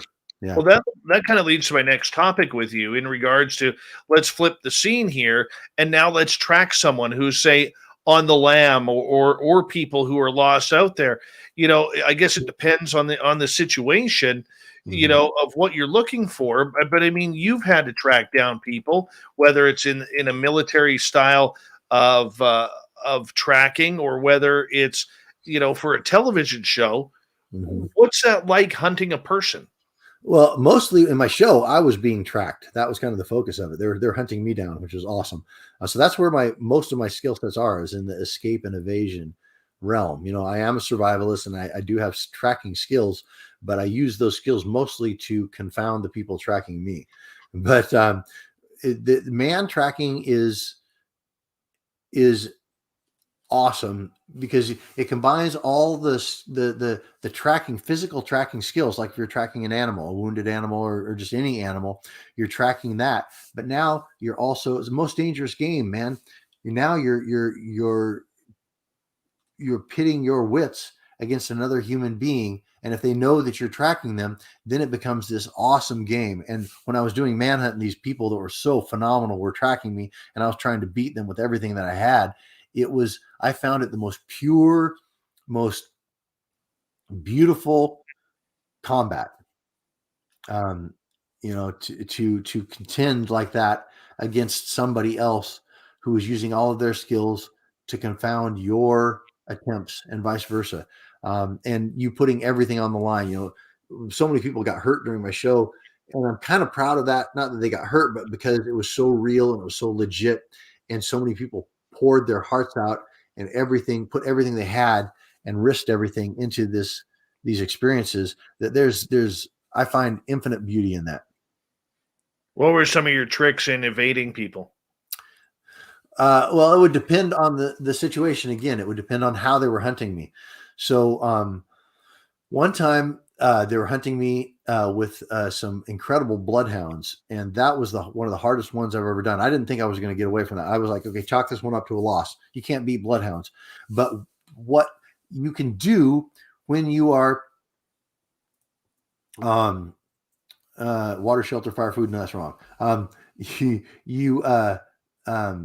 When you're being tracked, and especially if they have a mechanical advantage or an animal advantage, if they have a dog that's tracking you, or if they are using a drone, or if they're using thermal, FLIR, night vision, anything like that, it's a mistake to try to beat the technology or beat the animal, because in most cases you can't beat the tech and you can't beat the animal. But what you can do is you can create doubt in the user's or the operator's mind. And so what you have to do is you have to drive a wedge between the operator, the person, and the technology, or their dog or their horse or whatever it is that they're using to get an advantage over you. And so you drive a wedge between them, and you make the person stop believing the dog.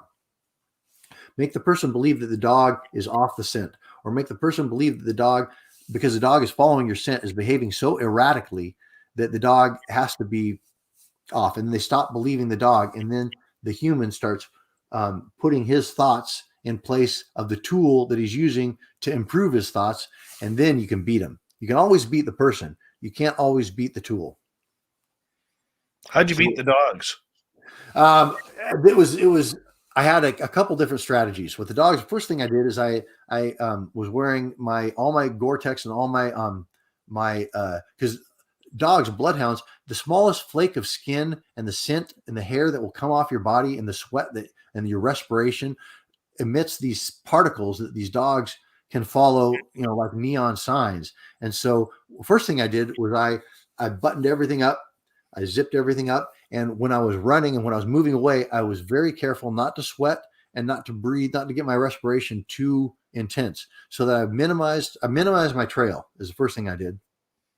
Minimize my trail. And then I pulled a couple different tricks to make the handlers believe that the dogs were off the trail. And the dogs that I was going against, it was really hard because they ran them off leash. So the dogs would have a cowbell on them and they'd release them, and the dogs would run after you with this cowbell banging as they bayed, which is terrifying as these dogs are after you. And then the guys would run behind the dogs and just follow the sound of the dog.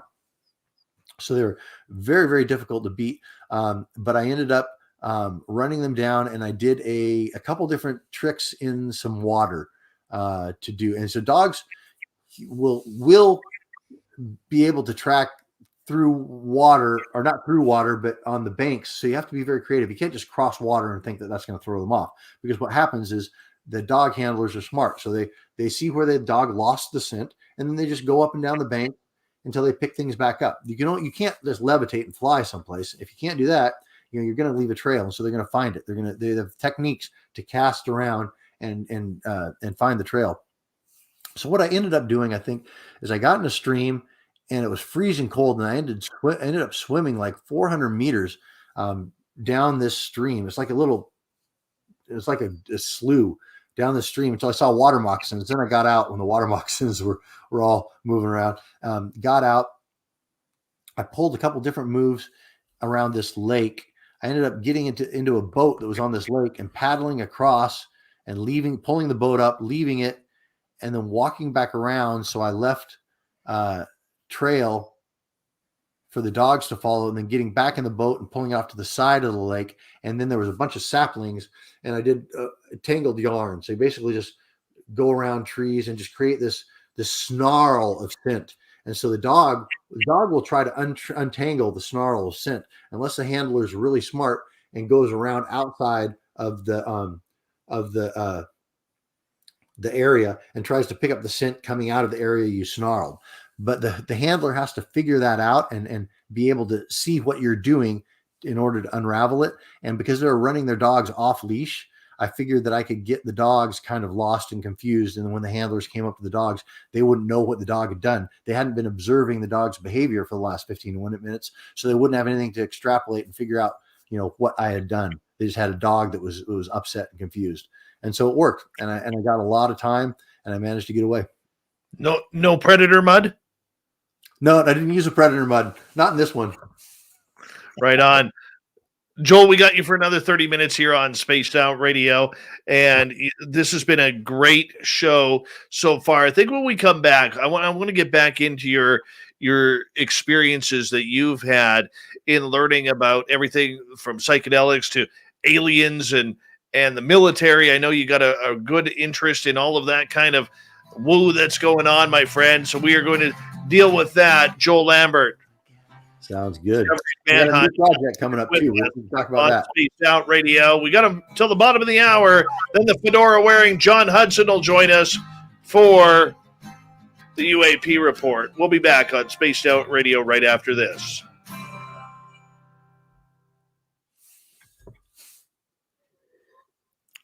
All right, we're clear.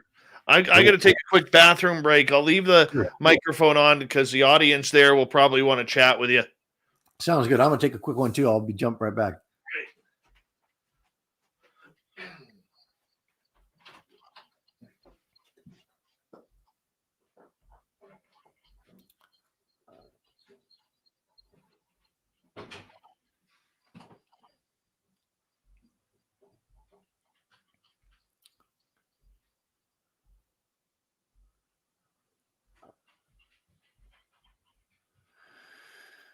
Viktor Frankl. Well said, Marie. Amazing man.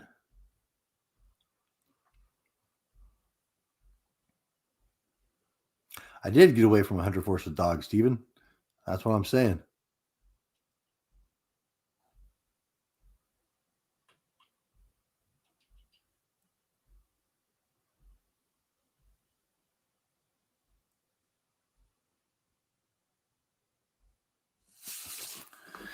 I've beaten dogs, and they were some of the best handlers.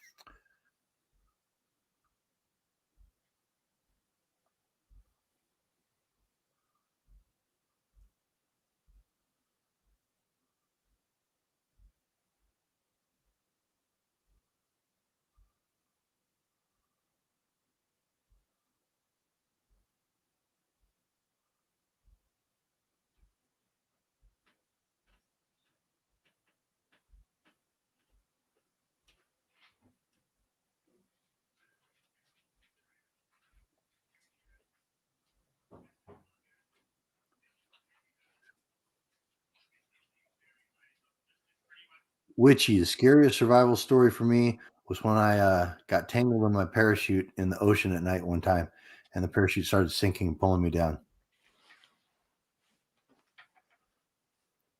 What was that about your parachute? I got Witchy had asked me what my scariest survival story is, and the one it was when I was in the SEAL teams when we were doing a night drop into the ocean. So we were skydiving into the ocean, and my parachute, it was choppy and windy, and my parachute started sinking, got tangled in the shroud lines, and started pulling me down. Oh my God. Yeah. You ever come across great whites? Just in TV show. I did a show with them, which was awesome. Yeah, no, not me, man. Oh yeah, it was great because I was in this little cage, and it's a custom cage, so it had these big openings. It was called the pod because it was kind of a central thing to the show. I'd be in the pod, and the animals would attack it. So I was in there with a full face mask diving, and this great whites would come up, boom, and bash into this thing. And then as they kind of like, because they can't really swim backwards, they kind of like bounce off and they kind of turn sideways, and then they'd swim off. I could reach out my whole arm and grab like a hold of the pectoral fin or pet the shark. And I'm on radio and I hear the director who's British. So I go, Joel, are you reaching out of the cage? And I'm like, yeah, I am. I'm grabbing sharks. When am I going to get a chance to grab great white sharks? And he's like, could you please not do that? The insurance is, I don't think we're quite covered insurance wise. I'm like, dude, I'm going to, if I have a chance to grab great white sharks, I'm going to keep on grabbing them. Not me, man. Nope. Yeah. Not me. We got about 30 seconds here. That's just freaky. Freaky. Yeah. And somebody else, we got people talking about Viktor Frankl. Some good stuff coming out. All right, big thank you to Todd, Toe Tag, Fapster, Murray, Spooky, and Dirt Road for the amazing super chats tonight. We really do appreciate it. Don't forget you can do some shopping on our website, pick up some really cool swag as well to support the show. Here we go with the third hour, everyone.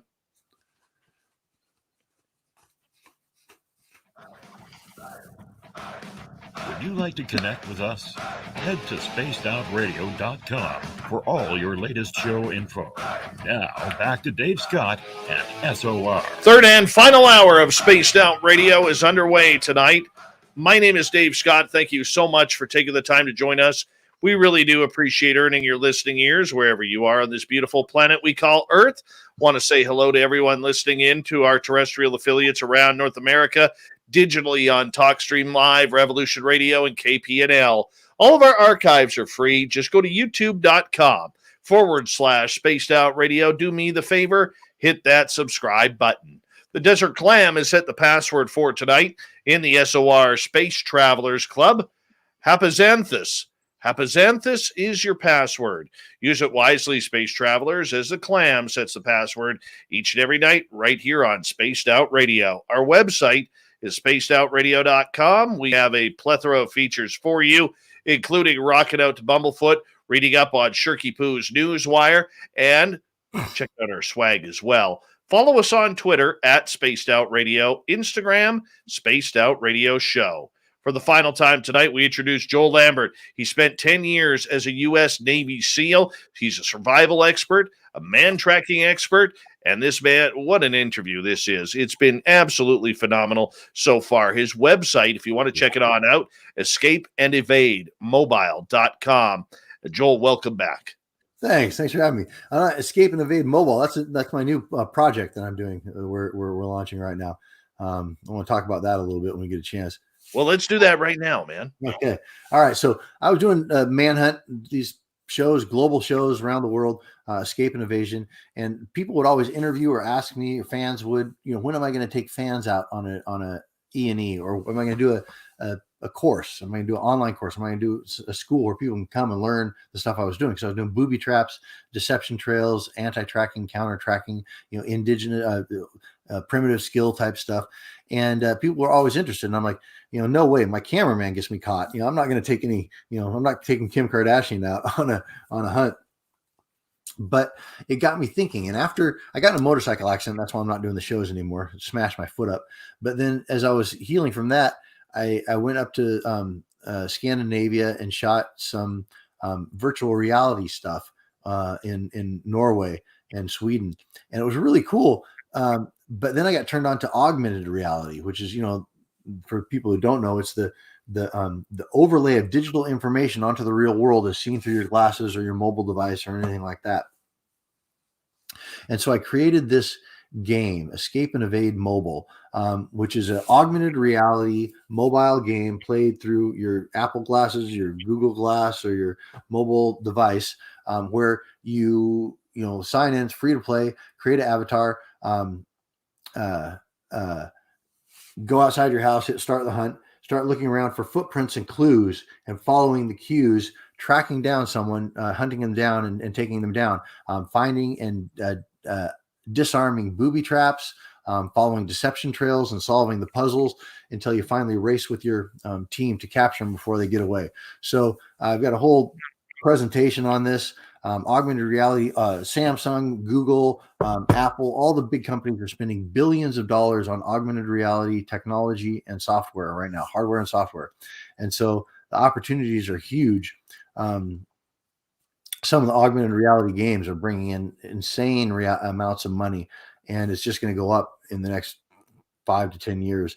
And so we created this augmented reality mobile gaming app based on the skill sets that I used in Manhunt around the world. Great storyline, amazing play where you can hunt your friends can hunt you. You can form guilds, teams. People who can't get outside for whatever reason can be in their basement on their computer designing hunts around the world. A kid in Dayton, Ohio can be designing a hunt in Barcelona, putting in the booby traps, putting in the spoor and the trail to follow, the deception trails, and then people can play that. And then online message boards. It's this whole comprehensive world. And we're launching it in December. And anybody who's interested, please go to escapeandevademobile.com, sign up for all the updates, be part of our beta testing crew on our first releases. And very excited about it. Oh, we got to talk about that a little bit more, man. Oh, yeah. I love games like that. Oh, yeah. Yes, it's huge. The potential of what's going to be happening. I mean, Pokemon Go is still going. People think that's jump the shark. It's not. Last year it made $2 billion in in-app purchases. Insane. The people playing and the money that's involved in this whole technology, and the ability to be able to go out and play, still have your screen, still be digitally plugged in, but out there running around, interacting with your friends, making new friends, being part of a hunter force team in your neighborhood, hunting down people in the next neighborhood, and playing this whole storyline through. I mean, there's massive opportunities. Unbelievable. Yeah. I mean, that just sounds like a whole lot of fun. I'm a geocacher. Okay. There you go. So I really enjoy getting out into the wilderness and going to even in the suburbs and going to find these geocaches. So I mean, that's right up my alley for this, awesome. man. Yeah, no, it's going to be fantastic. And the whole game is all sketched out, the storyline, the gameplay. You're going to be able to putting in booby traps, putting in deception trails, creating them, disarming them, all kinds of cool stuff, tracking down friends, being hunted by people. Let me tell you, the one thing I wanted to do with this game is when I was doing Manhunt, pointing to the wrong side, there it is, those posters. When I was doing Manhunt, the feeling I got running in these woods, having 75 of the best trackers on this, like this Polish Straż Graniche, 75 people, men on horseback, ATVs, dogs, drones, all of them hunting me, trying to take me down for God and country, looking behind me, not seeing anyone, but not knowing if they're behind that tree right there or they're going to drop out of the sky at any moment, was the most terrifying feeling I've ever had. It was exhilarating, but it was also just toe-curlingly terrifying. And I wanted to recreate some of that people can experience that playing a game and doing all the fun things that we do playing games, but also being out there, having people actually hunt them and trying to track them down and take them down. No kidding. Mysterion wants to know, says, I play a lot of Oculus games. Mm-hmm. Joel, have you ever thought of linking your location-based game data and tying it into the Oculus app like a coordinator? I'm not exactly sure what that means, but mine is a location-based, it's a location-based Pokemon type game. Someone asked about Niantic. We've talked to Niantic a few times. I don't know if we're going to use Niantic's what they've built or not, but that remains to be seen. We have game studios that are already bidding on it, so we'll be going with one of those. Right on. Good for you, man. Good for you. I want to shift gears here for a second because I know the topics of UFOs and all the weird stuff really does interest you. I didn't expect that from you before this interview started when we were talking, but learning about this, I find it very intriguing. As a former Navy SEAL and someone who did a lot of top secret projects and had clearance and everything like that, what do you think of the whole UFO game that's going on right now? I think they're just, I think they are either disclosing just what they absolutely have to, or I think they're gearing up to use the alien threat as another excuse for global control. I think that whatever disclosure you get from any government source, especially our government here, or or the British government is going to be not just agenda driven, but wholly and completely for one agenda, and that's controlling you. So as far as the UFOs, the physical UFOs, I mean, special access projects, Skunkworks, we were talking about that. I mean, we have all this technology, and we have some of those unidentified flying objects are ours, and others are not. But the government is very heavily involved in all of this. The government and the people controlling the government. Okay, so with that, and the idea that you are very skeptical about what is actually being hidden, what do you think then of this narrative that we see being played out, where with the DNI report not going beyond 2004, the the USS Nimitz case that happened there with the F/A-18s intercepting these Tic Tac craft. Yeah, I mean, as someone who is in, and I don't know, maybe I'm stuttering here because I'm trying to ask this properly and I don't know how, but as someone who was involved in the darker side of the military with projects and missions and everything like that, do you see this being something that could be dangerous if it's ours or theirs? I think it's more dangerous if it's ours. I think because it's all tied together. Whether it's the reptilian, the Draco line. I mean, it's all tied together, and it's all. I mean, we got the technology from them, and so. But the fact that all this technology has been kept from us for so long, and kept from all the good it could do for society, for the control of a small few, with the ultimate goal of just controlling this world's population. I'm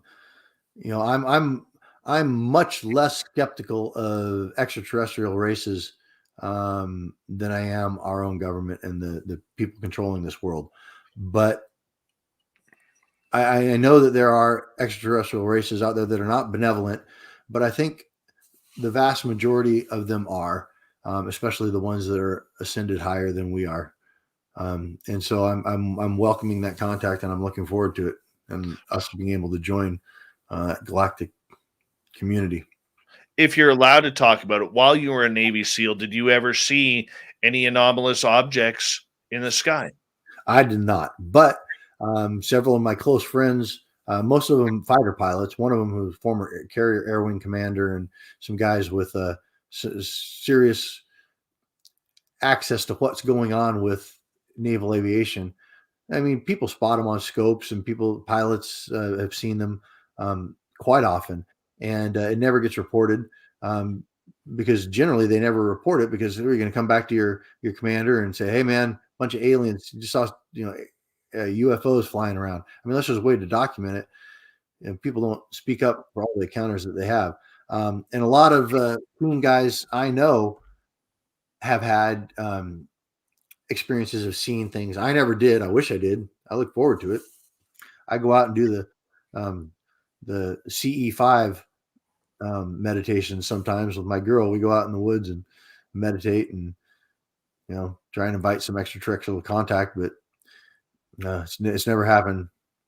Do you believe then, being a former member of the United States Navy for as long as you were, that they really were not tracking these phenomena? No. I think a lot of encounters don't get reported, but I think that the high-level government agencies absolutely are tracking all of this stuff. Without how could they not? I mean, they've been tracking this forever, when back to Eisenhower and Roswell and before that, and the contact with the Greys and all that stuff. I mean, they're tracking it all. This is all not unknown to maybe not the governments, but the people controlling the governments, and a few people in government. Yeah, because that's the one thing that, I couldn't believe that people actually fell for when the Navy came out. Whoa, this is new to us. We better take a look at this. We've never had a record book on this, and now we're going to tell our pilots Oh, yeah. instead of and our admirals on the ships, instead of throwing those reports in the garbage, Oh, let's yeah. save them. Let's see what's going on. Like and the public bought that. They Yeah, bought it. we've had not only the MK Ultra and all the mind control stuff, we have had Blue Book and all these projects going on for disclosure or exploration since it began, and every single one of them was just a controlled opposition at best. At worst, just a place to push the propaganda. Nothing is going on, and there is no UFO experience that we're having, and we've not had contact with all these races, and we've not actually shot down UFOs with our high powered radar. I mean, it's all out there. It's so easy to research, and there's lots of very easily readable and engaging books out there that you just read one of them and you're like, okay, nothing's adding up anymore. It's all right out there, but I don't think people are interested enough to dig into it or know where to. Maybe. Where would you take it? Where would I take it? What do you mean? Like if you got into investigating with your contacts, with the people where would you take it? That wouldn't be the path I would go. I'm more interested in the cabal and the origins of that and what ties they have to all the extraterrestrial stuff. I wouldn't take it in that direction, but if I would take it in that direction, I would just start poking around friends and acquaintances that have transitioned out of the military and now are working at some of the alphabet agencies. And I would start, finding out what I could from them, and just start poking around and see what turned up, turning over rocks. Really. You mentioned that you think a lot of these sightings are technology that the U.S. already has at Skunk Works and other places like that, from Lockheed to Boeing to Grumman and whoever. Where would you like to or that's the wrong question. But why do you lead to believe that a lot of this technology we're seeing is already ours? Just the books I've read and things I've put together. It's mostly just following, what other researchers and stuff think and talk about. But I think that you can find glimpses of this technology a lot of places, from ancient stuff to Nikola Tesla to stuff that's being patented right now that you can find. And I don't have a complete picture at all, but what I do is I see puzzle pieces. You see puzzle pieces here and there, random puzzle pieces, and after you see enough of them, you can kind of get an idea of what the picture might be. And then things pop out. You see, just a few weeks ago, there was some picture of, some really freaky craft being pulled out on an 18-wheeler from Skunk Works or something. There's so much out there. I think we've had this technology for a very long time, and most of what we see is government owned. I think most of our real extraterrestrial races we're going to commune with and we're going to join with. We're not talking as galactic as much as we are interdimensional. And so the physical flying craft, I think a lot of that, when I think of a physical flying craft that's not coming out of some sort of cloaked state, I think immediately that my thought is more than likely it's a government craft. I don't know if you know the name Luis Elizondo, the gentleman who used to run the Pentagon program for UFOs behind the scenes, and now he's in the public, really championing the cause for disclosure. When you look at somebody like him or other people within the government who are now talking about UAPs on a real basis, that we need to put funding into them, we need a task force, and we need departments to turn over what they know. What do you think of all this? When they say they need funding for that, that cracks me up, because if you have any idea what kind of the black budget that goes to this kind of stuff already, there's never been an issue with funding in this kind of arena. Government funding is funding that Congress doesn't have any say in or any idea of what's going on. This is all black project stuff, and it's got plenty of money, and they've been developing it since probably well before Roswell. So basically, you think the U.S. government is lying about what they know about aliens and UFOs? 1,000%. I would stake my life on that statement right there. And that doesn't make you feel comfortable. It doesn't make me. I don't have any issue with the extraterrestrials, except for a few races that have been fairly nefarious. What I have a problem, what I'm more concerned with and more happy to see the end of is the cabal here on Earth and what's going on with that and the control and all these programs that they are ultimately in control of. The 13 bloodlines, all that stuff. Mm-hmm. Where do you think all of this is leading? I think it's leading to an ascension of humanity, of our collective consciousness. I think that everything coming out like it is coming out globally, with disclosure, the extraterrestrials, psychedelic therapies, people waking up just in mass amounts around the world to what the state of the world really is, and seeing through this bullshit veil that's been draped over humanity for so long, that I think that we are on the edge of we're on the eve of ascension. I think that humanity is going to be ascending, and I think it's a beautiful thing. Oh man, I would love to see you and interview you, because I have a feeling this is a rabbit hole you're going to go down. I really do. I don't think I'm wrong with that, but I would love to interview you in like 6 months on this exact same topic, just to see what you've learned. Oh yeah. Yeah, this is some fascinating stuff, but I'm very positive about our future, our collective future. And I think that, there are a lot of thoughts and people smarter and more insightful than I that have theories about how this is going to play out. But, whether it's going to be a separation of, we're ascending into a 5D, fifth density Earth and humanity, and leaving some behind that aren't ready to go, that may be one way. We may go into a period of darkness first and then a collective ascension.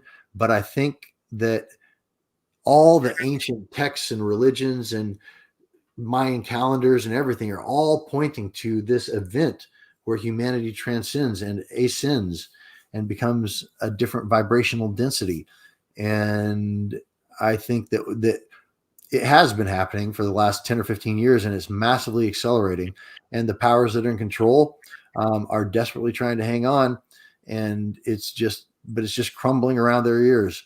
And humanity, we will ascend, and we will ascend. Awesome. We got about 40 seconds left with you tonight, my friend. And I got to tell you, this show went in so many different directions I didn't expect it to go. And I'm glad it did, Joel. I'm glad it did, because I think we learned a lot about you and what you're all about. And I would love to have you back, man. I would love to be on. Blessings to everybody. Thank you, everyone, for listening in. It's been an absolute pleasure. Go to escapeandevademobile.com. Sign up with your email address. You'll be the first to know all. We're not going to spam you or send you stuff every day, but you will be the first to know on everything Escape and Evade Mobile. And we'll be pulling our beta testers and our first groups from that list. So please sign up. Make me a happy man. I'm going to do that myself. Awesome. So thank you so much. Joel Lambert, everybody. Coming up next, the fedora wearing John Hudson is back. We're going to get into some UFOs right after this with Big Bad John. We'll take care when we come back right from the break here on Space Down Radio. Oh, man. Dave, thank you for having me on. This was fantastic. Dude, that was stellar. I had a blast. We got to do it again. I have a feeling, dude, you're gonna be big time into the UFOs here soon. I hope so. I'm looking forward to the contact. All right. Well, thank you so much, my friend. Let's stay in touch. You're fantastic, and thank you for your service and everything, man. Appreciate you. Thank you. Have a great rest of your night, man. All right, you take care. Good night. Later. How awesome was he? Joel Lambert, everybody. How awesome was he? All right. Body technician, good morning. Sleazy Bees, what's happening? Sandra, are you okay where you are with the flooding? Carbine's right. How you doing, buddy? Divine Diamond #1. You and I are now Facebook friends. Yes, we are. You're stuck with me now. Let's see here. Who else do we have? Hey, Clam.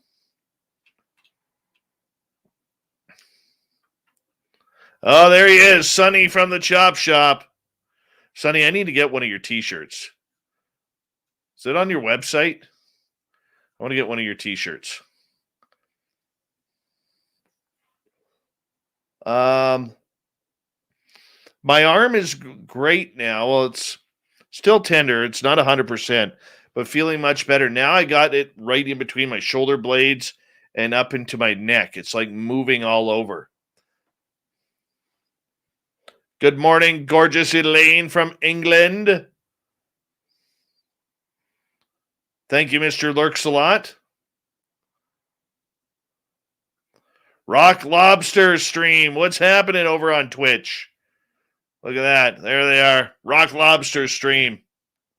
Brazelhoff. What's happening?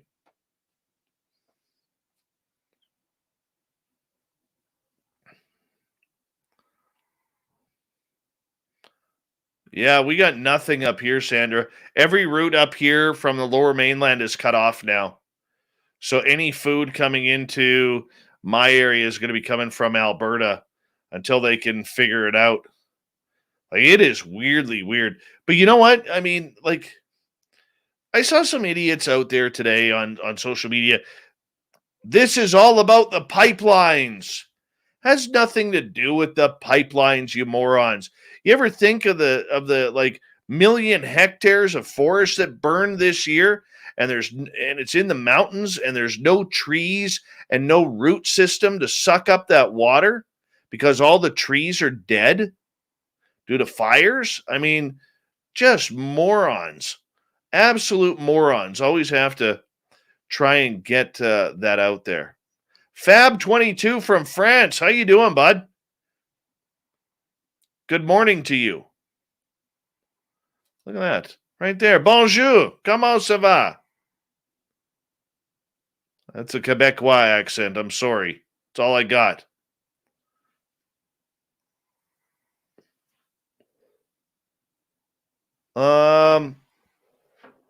It's not a Les Paul. I'll get it for you.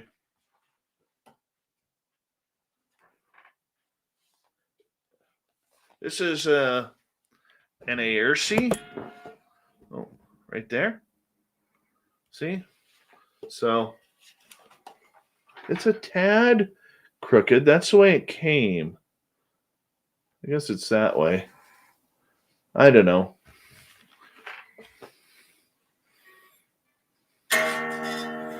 Oh, this thing needs to be tuned. Got a pick around here somewhere.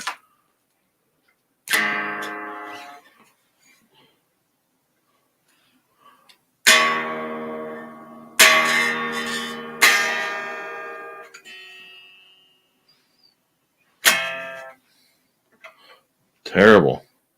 Terrible tonight. I was playing with my kid earlier.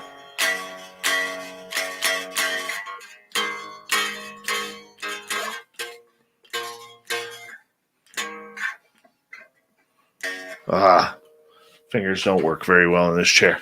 I apologize. I had to retire this guitar, the red one, right there.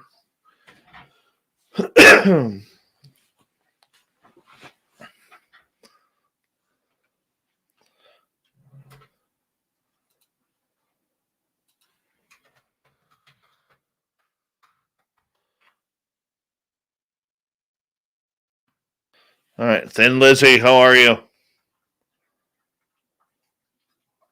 I got Doug Stevenson in here. Here we go.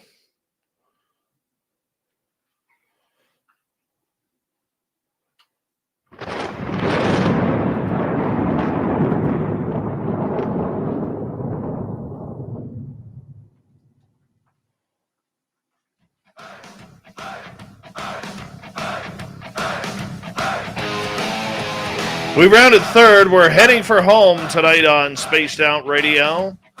My name is Dave Scott. Thank you so much for taking the time to join us. We really do appreciate earning your listening ears. Want to remind you that if you missed portions of this show or others, check out our free archives by going to youtube.com/Spaced Out Radio. Do me the favor, hit that subscribe button. Our website is spacedoutradio.com, where we have a plethora of features for you. Rock out to Bumblefoot, read up on Shirky Poo's Newswire, check out our swag as well. Follow us on Twitter at Spaced Out Radio and on Instagram at Spaced Out Radio Show. Now, normally, we got the fedora-wearing John Hudson. I think he's having some computer troubles tonight, trying to hook on up. I was talking to him just a couple of seconds ago, and he'd be like, dude, what? Let's do this thing. And he's like, yeah, I'll be right there. And now he's not here. So we got to figure something out here. What we're going to do here is this. If you're in our audience and you got some questions that you would like old Davey to answer for you while we wait for the fedora-wearing John Hudson, put them in capital letters, and we'll kind of get into it. We will get into it because there's a lot of news that is going on around the world here, and we got to figure it on out. And, you know, that's just the way we got to do it. That's the way we got to do it. John's trying to get things organized here, so that's okay. He'll be here momentarily. But let's, his laptop's giving him some issues here. So, hey, technical issues happen, and that's where we are. So we will get to it.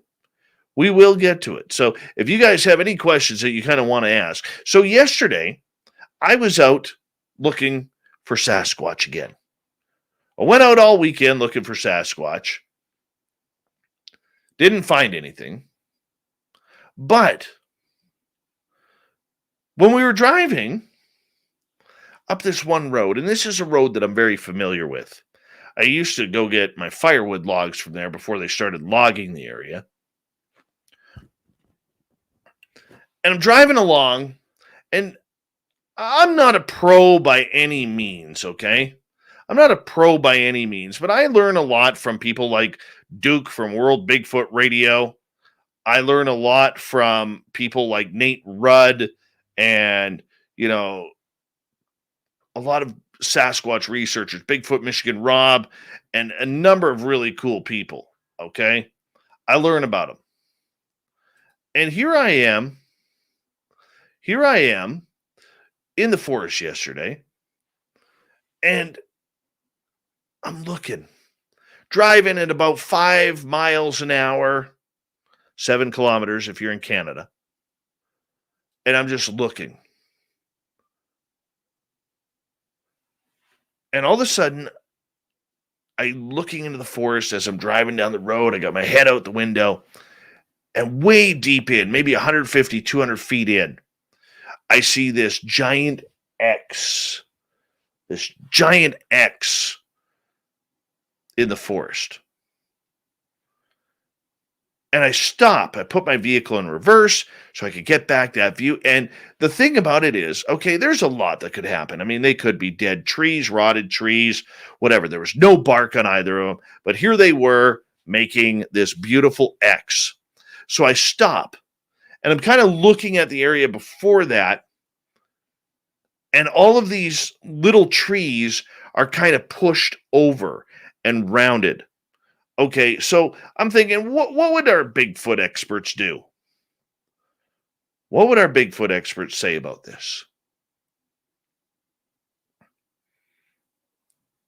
And I started thinking, well, the bent over trees are a sign that people think that it leads to an area where maybe there's a shelter or something along those lines.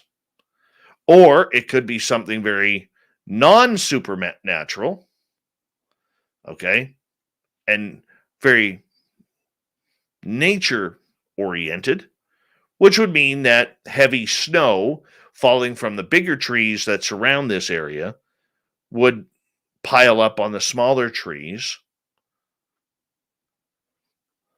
But what was really weird is we drove up a little bit further, because sometimes nature calls. And I was going to do a turnaround with my vehicle. Got out of the vehicle, and off in the distance, heard a wood knock. That was kind of cool. Just one. Just a big bang. It was in deep in the forest. It wasn't anything that was close to us. But there was that wood knock. So now I have to go out there, and it's a terrible time because today we had like blizzard conditions out here. But I have to go make time on Thursday where I'm going to go out in the forest and I'm going to go take a look. I have to. I'm going to bring one of my outdoor buddies, my tracking buddies with me. And it's going to be cool. It may be nothing. Maybe nothing at all. But it could be something. And that is what we have to look for. Because my other two Bigfoot sites, the one I haven't been to since before the forest fires here, got to try and get back in there one more time. But this one here, my original one, I've been to it twice, and it's just heartbreaking since they logged all around it and missed my gifting site by about 8 feet. Literally 8 feet. But this new area, I was talking to my buddy Mark, and I said, Mark, we had action at the first site and the second site. Where should I go? And he pointed me in that direction. And that's where I found maybe X does mark the spot. I mean, we're not talking small trees here either. We're talking like 8-10 inches around, fallen together in a beautiful X. At least that's the way it looks from the road. I mean, once you go in there, I didn't go in there that deep because I'm unarmed. But maybe when we get in there that deep, they may be 5 feet, 6 feet apart. Who knows? May have just looked that way from the road. But you have to look and you have to take the time to take the sites in to see if that would be a place or could be a possibility of some sort of marking left by Sasquatch. You never know. It could be. That's what I'm hoping for. Because Lord knows I am bored of going into the forest and not seeing a thing or hearing a thing. I look like an idiot out there banging away on trees, smacking them all around, and you hear nothing. Nothing.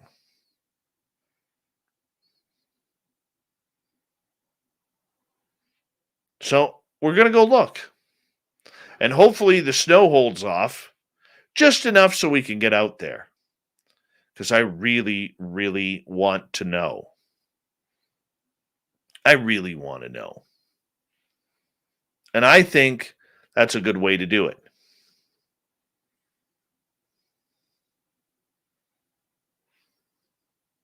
What do you guys think? Duke in the chat room from World Bigfoot Radio says, they have to be touching, yep, as in the X trees. All bark and branches missing and equal circumference is a very strong sign.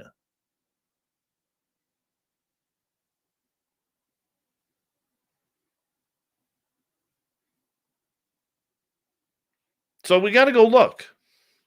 Rock Lobster is asking, Dave, is the answer more important than the search?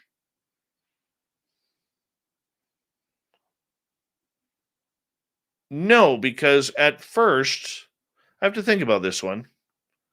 At first, we have to figure out if that is truly an area. If it's not an area, then we can't look for the answers. Or in this case, try and make communication. Can't do that.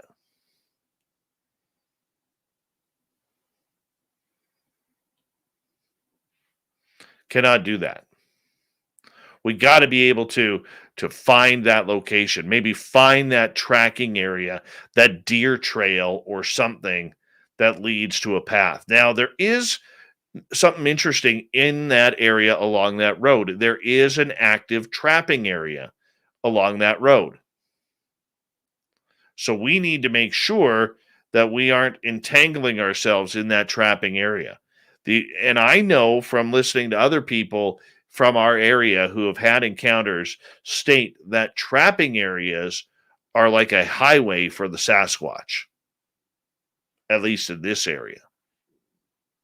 They are following the traps and the trap lines. It's easy food.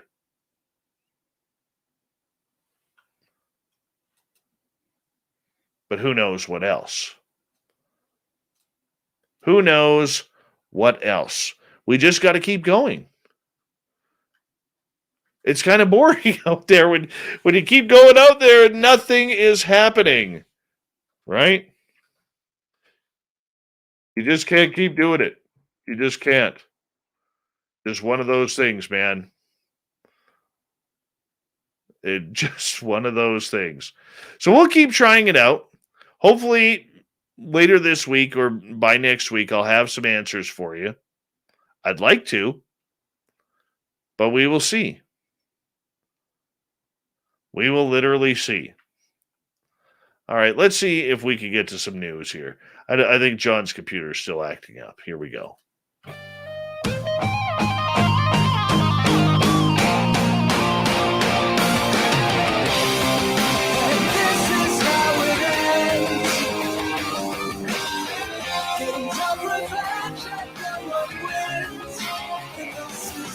All right, we're going to get to Shirky Poo's news a little early here tonight because that's kind of what we do every now and again. And why not? Why not? It's a lot of fun here on the Newswire because Shirky Poo has us all cuddled up, ready for the big time news. And hey, she's got some good stuff for us tonight. All right, let's get to a weird one here right off the bat. Remember Oumuamua? Remember Avi Loeb from Harvard, who's now part of the Orion, or pardon me, what's it called? Not the Orion Project. Why can't I think about it? Now I got to Google it. Avi Loeb. UFOs. All right. What the heck is his project called? Galileo Project. Thank you, Dave. Thank you for finding that. All right. Remember when he took all the heat about whether or not there was going to be Oumuamua? And he took a ton of heat saying that, hey, we can't rule out aliens here.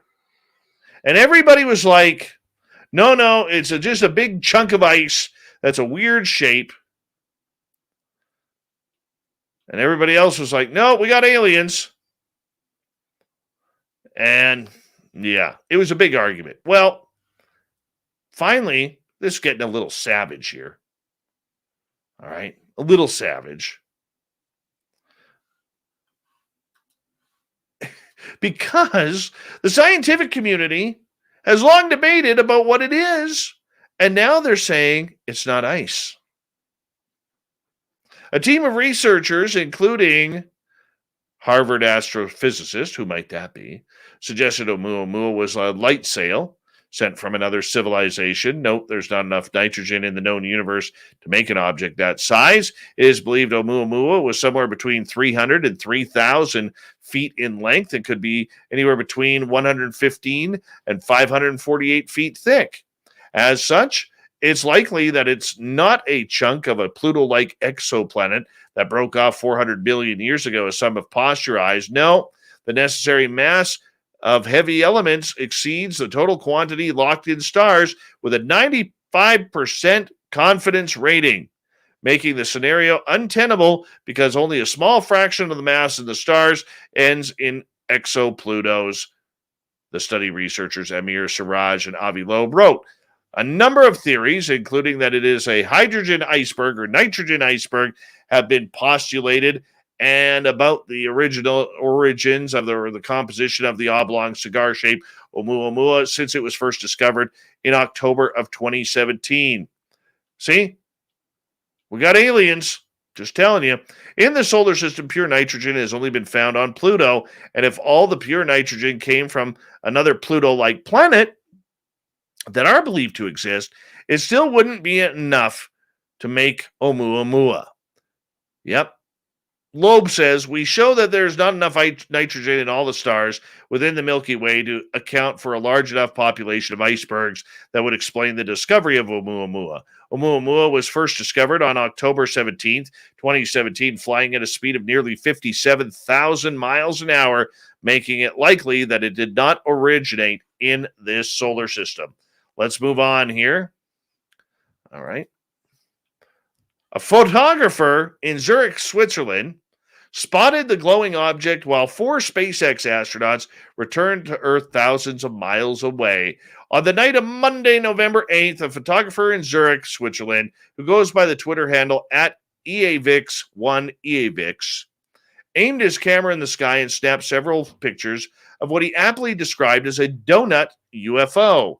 Composed of several bright blue concentric rings, the flying object looked as much like a spacecraft as a breakfast treat. The photographer suspected he had actually glimpsed SpaceX's Endeavour capsule, which was scheduled to return to Earth that night with 4 astronauts who had just concluded a 200-day stay on the International Space Station. Now, British tabloid site The Daily Mail even included the eerie photos in a roundup of Endeavour sightings the next day. But the problem with this story is when Endeavour capsule splashed down a little after 10:30 p.m. Eastern that night, it landed half a world away in the Gulf of Mexico, more than 5,000 miles from Zurich. Uh-oh, maybe Zurich's got aliens. Yep. While the spectators in Louisiana, Alabama, and several other Gulf states saw clear views of the capsule streaming across the sky, it's almost impossible that anyone in Switzerland had noticed. Any passes of Endeavour over Switzerland prior to landing that night would have been completely in Earth's shadow. It would not have been illuminated by the sun and hence not visible. Re-entry itself was over Mexico and the Gulf of Mexico and would have not been visible from Switzerland either. The deorbit burn prior to re-entry was over the Indian Ocean, and so not visible from Switzerland again. So if the donut UFO wasn't a SpaceX craft, then what was it? According to Lambert, the unidentified flying object may not have been flying at all. It may have been a garbled image of a distant star.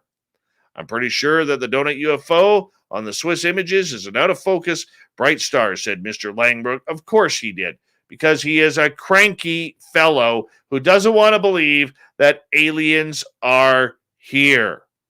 Thank you, Marco Langbrook, for breaking our hearts. Moving on, a mysterious metal box that washed up on a Florida beach might be an old ballast tank from a ship. Visitors to Playa Linda Beach in Brevard County said they first noticed the large rusted item in the Boardwalk No. 7 area on Friday. It looks like an oil drum of some sort. Big drum, witness Tom O'Shea said.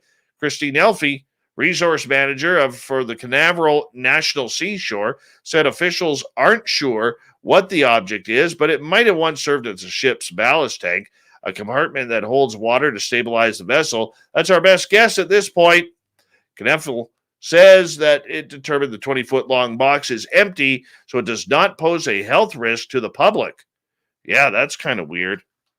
Very weird. You know, we have these big storms here in British Columbia, and this is actually kind of scary here, as if you haven't noticed or seen the footage of this, it's kind of freaky because in Vancouver, while the storms, the rain dropped literally a couple hundred millimeters of rain. Over near had a barge that was anchored into the harbor release its anchor in the heavy storm, and it's drifted into the beach of Vancouver. Yeah, the barge at English Bay, which is a beautiful area to visit, beautiful beach, was just caught by this massive storm. And the runaway vessel ended up crashing into the seawall near Sunset Beach of Vancouver. The city said the Burrard Street Bridge will be closed due to risk of the barge at Sunset Beach coming loose again and colliding with it. The city went on to say plans were underway to tow the barge off the shore. According to the Canadian Coast Guard, the barge's owner has been contacted and is planning to retrieve it at first available opportunity. They don't even know how stuck it is yet. Coast Guard is not aware of any persons on board nor risk of any pollution, said Michelle Imbo. It has been confirmed that there are no hydrocarbons on board either. All right, we got that fixed. That's good. Here we go.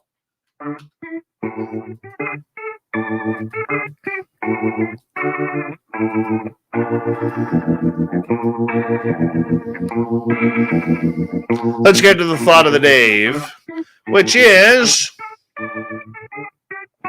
how would you survive an alien apocalypse? Connor, same way Zeke from the faculty did. Jim, by sucking up to them and helping them out, betraying mankind. Nikki, depends on the race and aliens we're dealing with. Let's go to Gregory. Hypothetically, I'd be hooking up with our Keith Andrews to see if we can both BS our way out of oblivion. Jim, anal probed versus anal cord? I'm going with probed. Very nice. We appreciate that. Thank you so much to everybody participating in the Thought of the Day. We really do appreciate it. Thank you to Shirky Poo for the news. And, of course, to our guest tonight, Joel Lambert, talking survival. And what it was like to be a Navy SEAL for a decade. Can you imagine what that did to his body? Wow. We got Mr. Ron Bumblefoot Thaw rocking in the background with Little Brother is Watching. Bumblefoot is the official music of Spaced Out Radio, rocking us in and out of every single show. Get your horns up for the guitar god himself. Special thanks to everybody listening in at home, at work, in your cars, wherever you may be. Thank you to everyone in our chat rooms tonight. YouTube, Twitch, LGAB, Revolution Radio, Spreaker, Facebook, the Space Travelers Club, and on Twitter at hashtag Spaced Out Radio.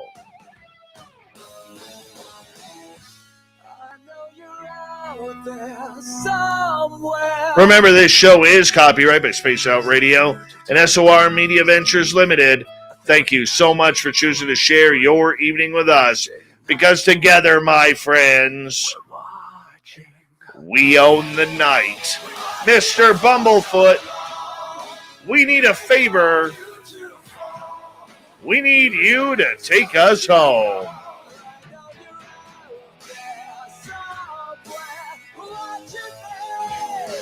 Yes, the Woo train has docked for the night, but soon, my friends, we shall ride again. Your seats are always available. Your tickets never expire. And if you want to bring a friend, we've got room for them too. Good night.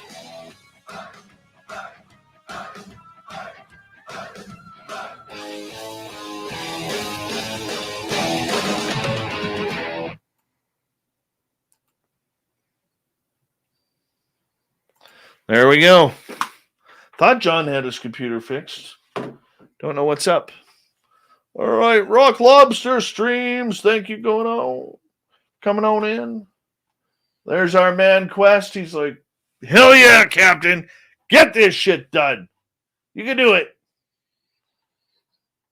Take us home, you Canadian MFer. Come on, I just want to shut this computer down. Let's do this thing. All right, there we go. See how that works? Just updated it. It's already slow as molasses. Piss me off. Oh, well. Okay, what am I doing? I'm going here.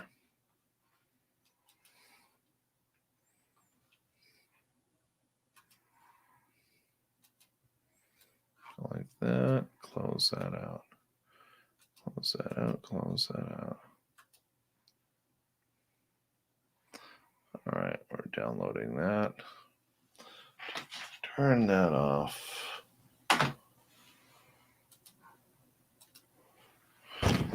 Here.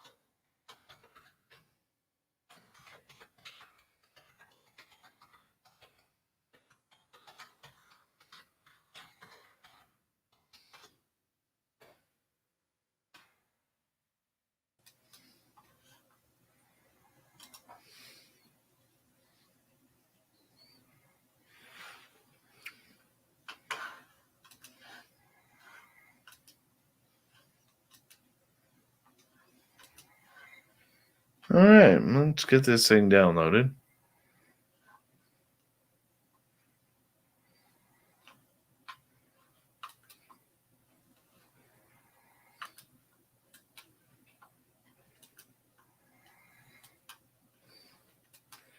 That's getting downloaded, so I click this now.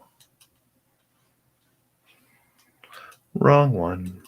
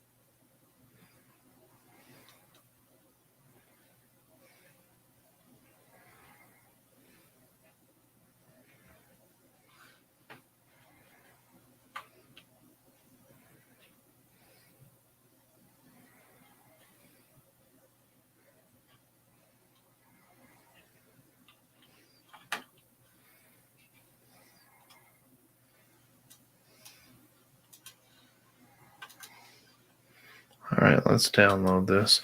I'm just going to take a quick bathroom break, everyone. So please bear with me here for a couple minutes. I'll be right back. All right, be right back.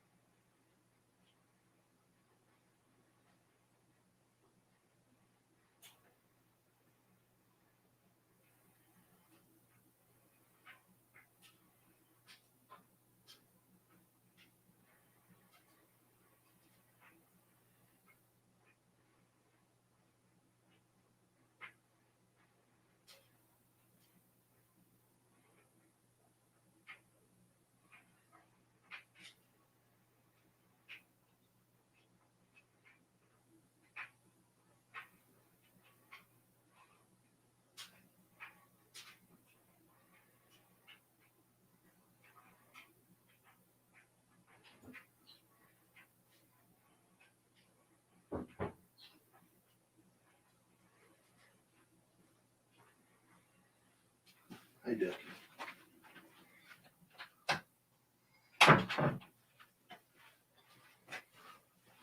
All right, sorry about that.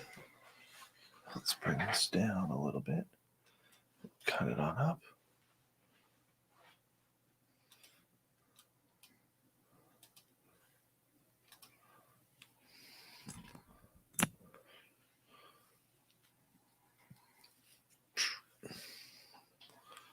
Hi, it's cool. Welcome to our chat room. How you doing?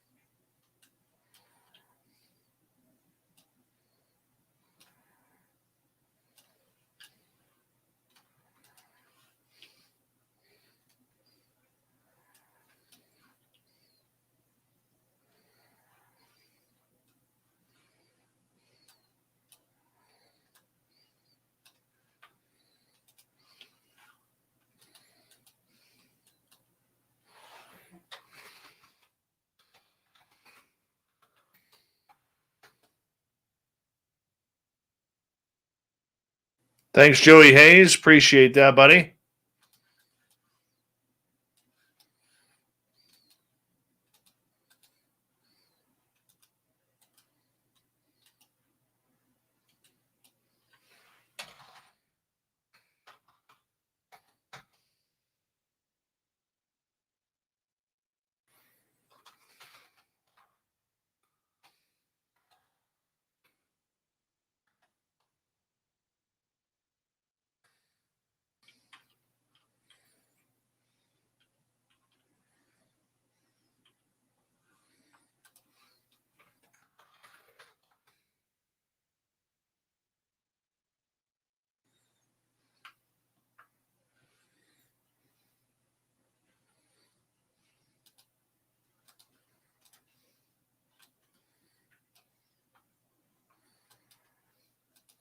If I didn't butcher that one.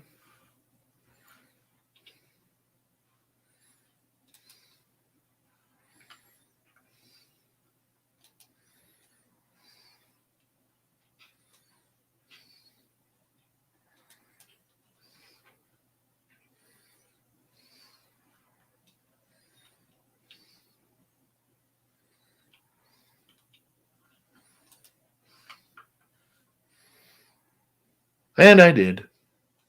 Son of a gun. Undo. Like this. Should be it right about there. Copy, paste.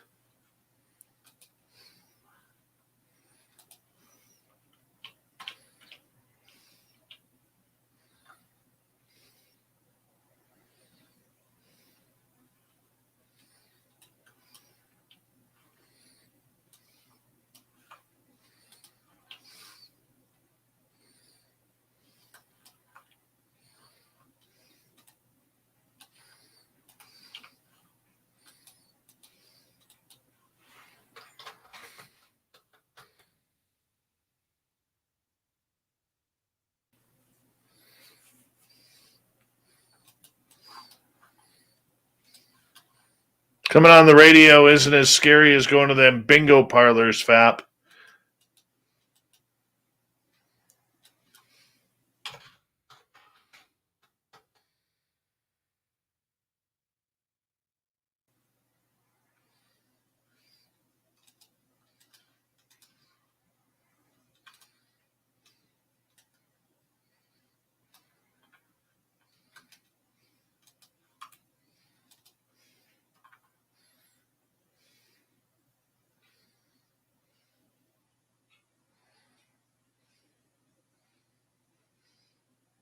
I wish polar eclipse. I wish.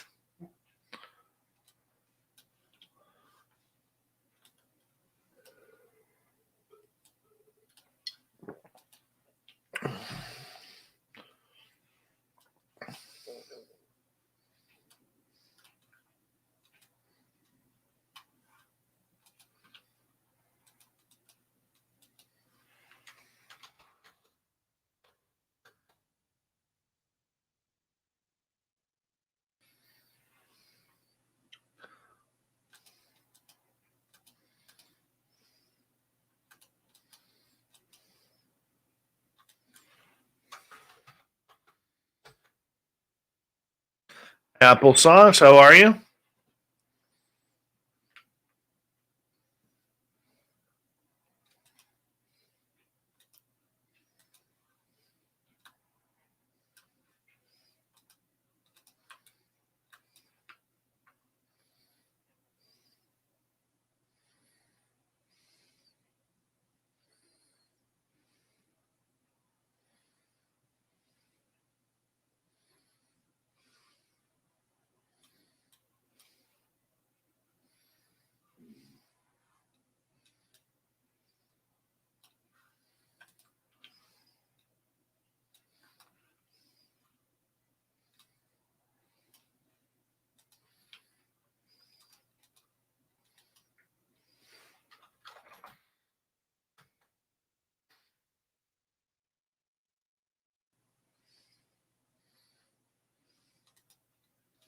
Truth, Duke. Very true.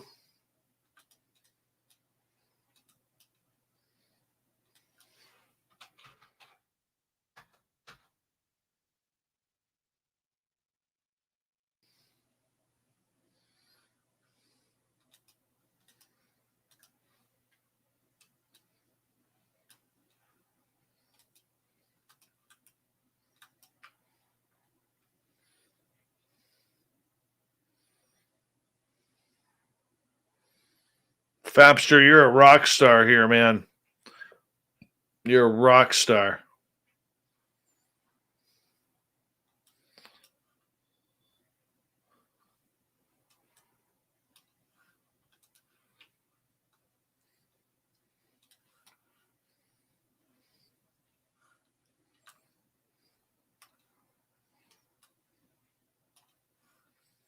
Okay, give me 2 seconds here. 20. What I have a problem, what I'm more concerned with and more happy to see the end of is the cabal here on Earth and what's going on with that and the control and all these programs that they are ultimately in control of. You know, the 13 bloodlines, all that stuff. Mm-hmm. Where do you think all of this is leading? I think it's leading to an ascension of humanity, of our collective consciousness. I think that everything coming out like it is coming out globally, with disclosure, the extraterrestrials, psychedelic therapies, people waking up just in mass amounts around the world to what the state of the world really is and seeing through this bullshit veil that's been draped over the state of the world really is veil that's been draped through this bullshit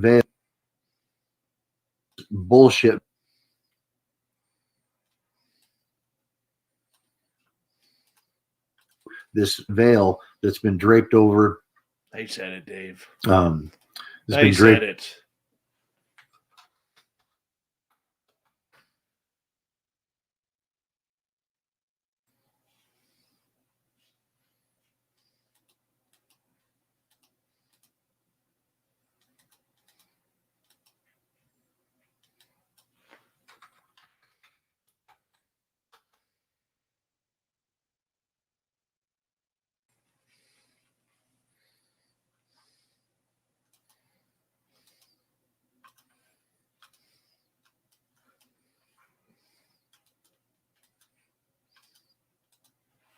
Terry Brown, what's happening?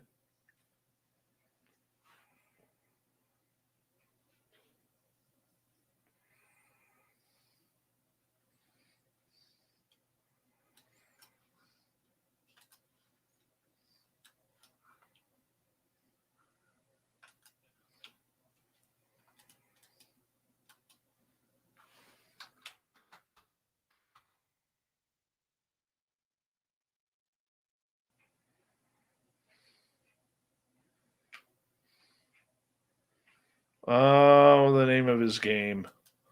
I'll find it here for you.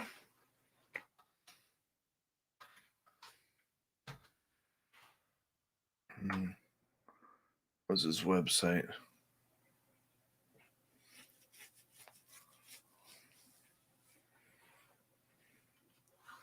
Let me get this done here first, and then I'll find it for you.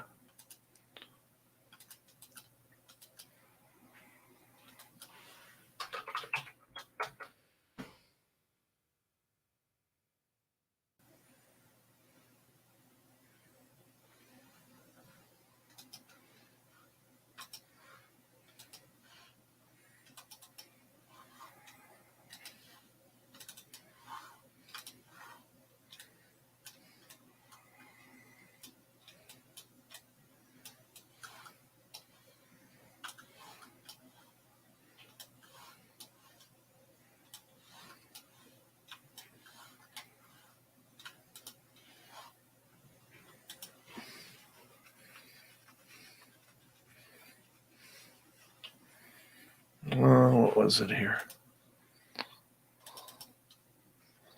Escape and evade mobile.com. I'll put that link in here.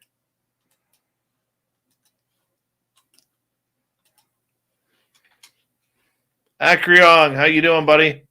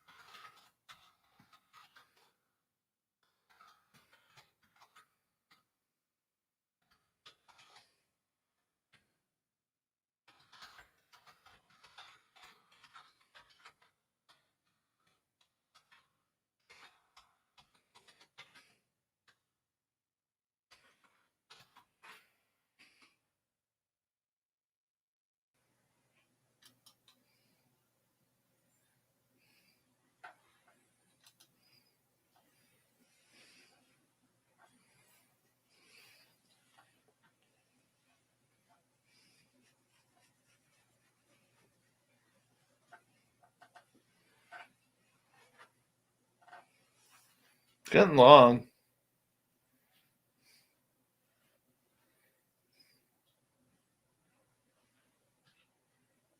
This side. Curling on up makes it look shorter.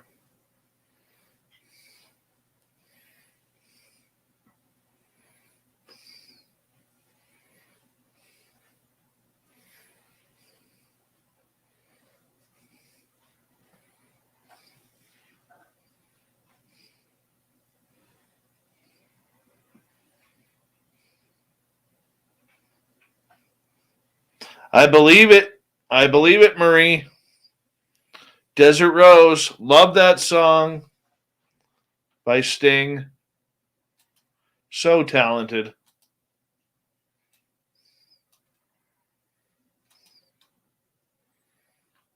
Hello, Gorgeous Adventures with Beth.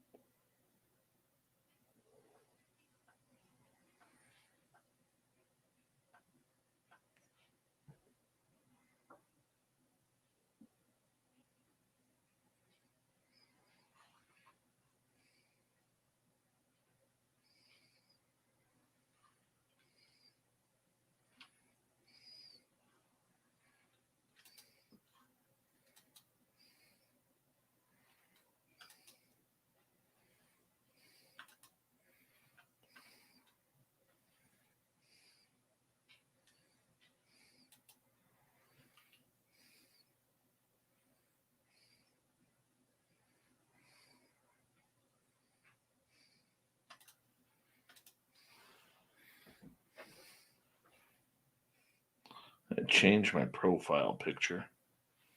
Tired of that one.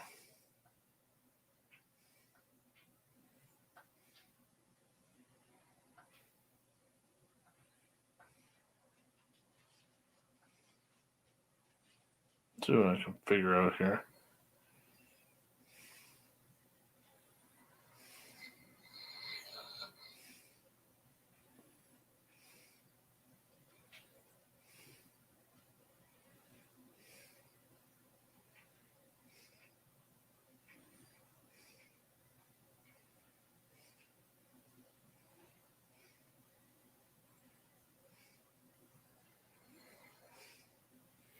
No, I don't want that one.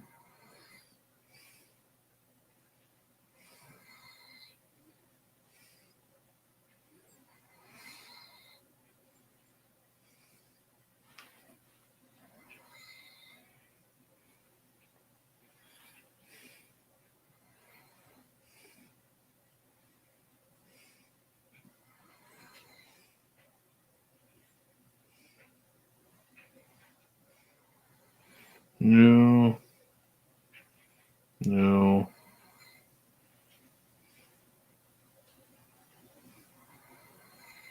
There's the one.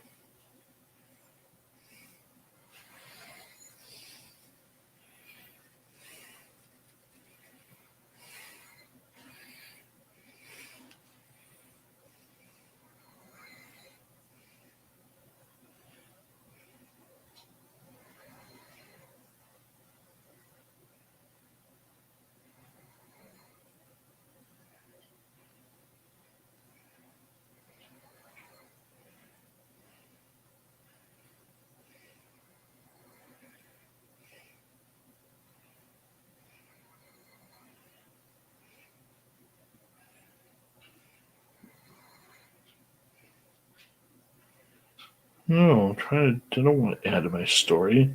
Change my profile picture.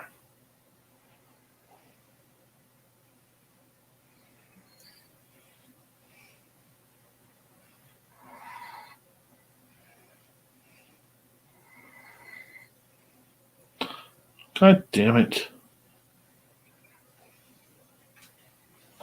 Edit profile. There we go.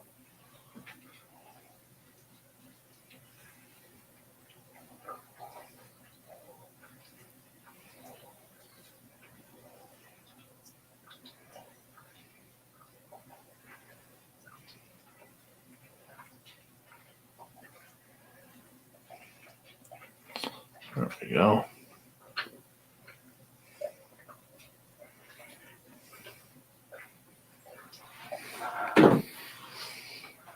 There, finally. Changed. All right, one section of the editing is done. My back is starting to kill me again. Where's a massage therapist when you need one?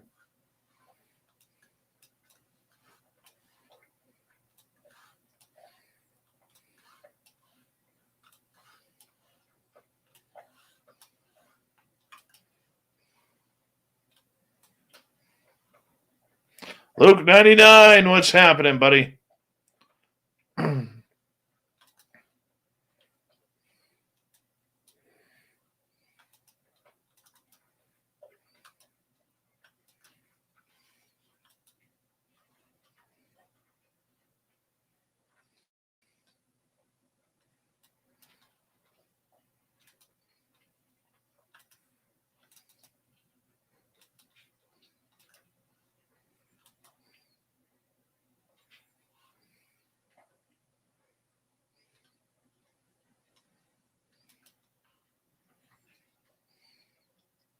Yeah, damn it, you're in London.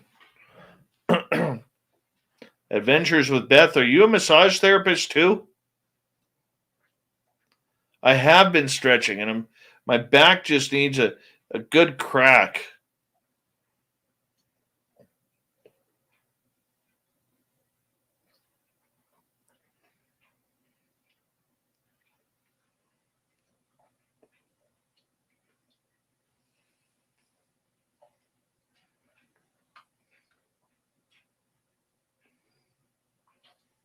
I'm coming over. Body technician or Adventures with Beth. I'm coming over. Damn it, I need a massage.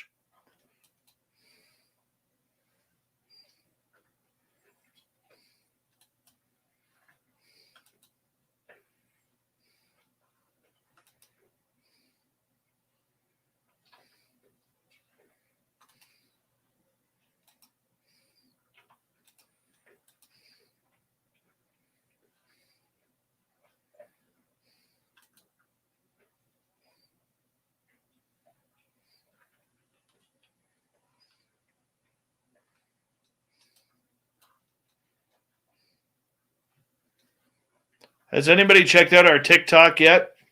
If you're on TikTok, make sure you sign up for us.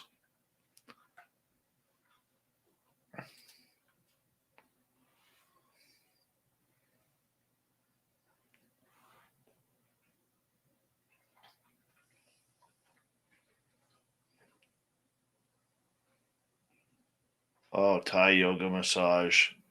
That sounds wonderful.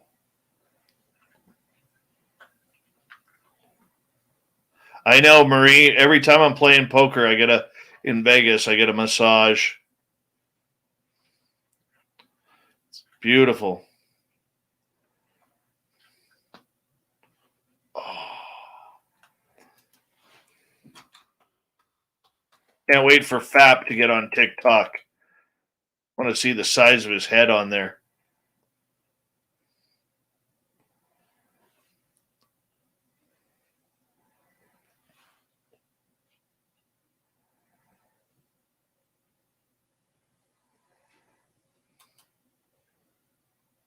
We're at a total of 33 followers on TikTok.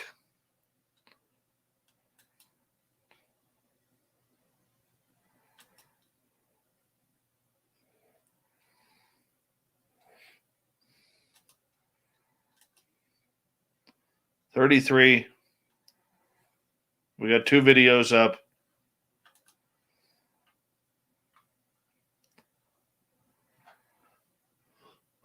Marie, not really into the lap dance.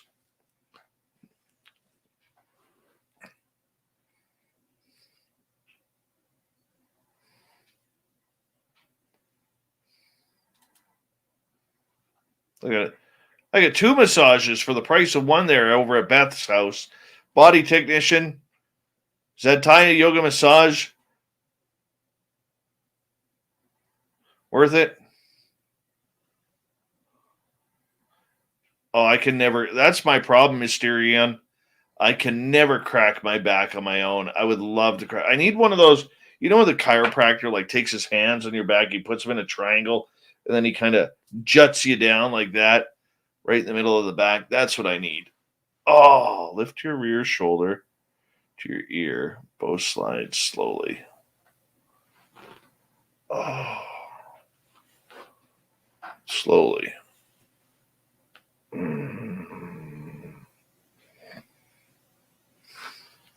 Grandpa Holland, how's my blue guitar?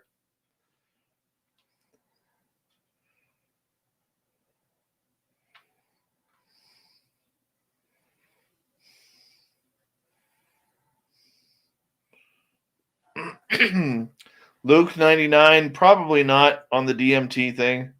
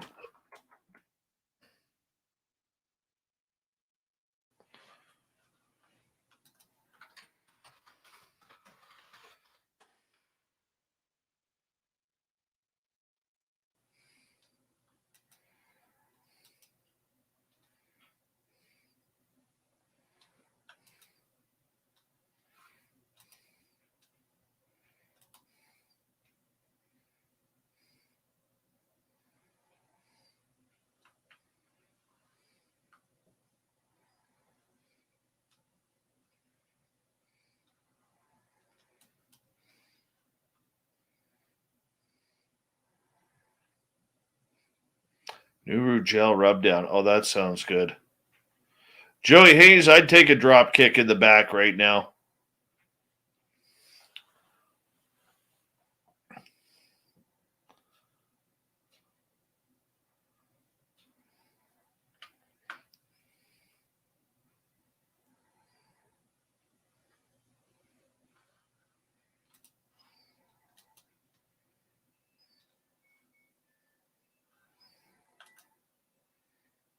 That one's done.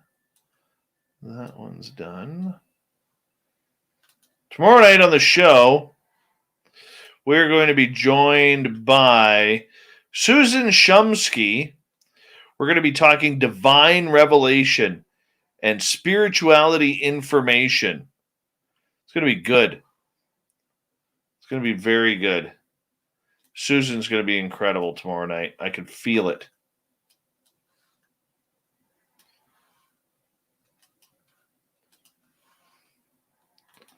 All right, let's go here.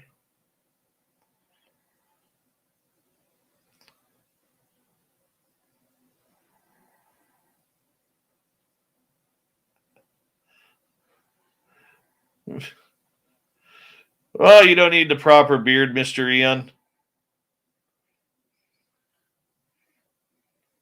Where am I going? I'm going right here. Hold on.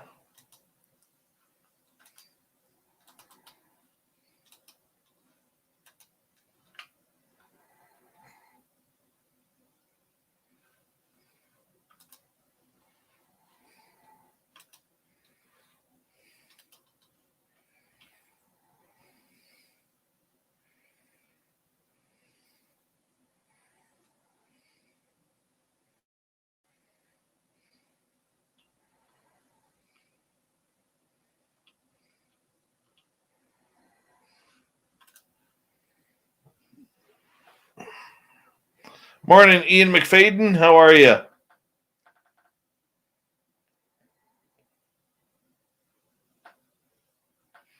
Yeah, I'm going to have him walk on my back tomorrow.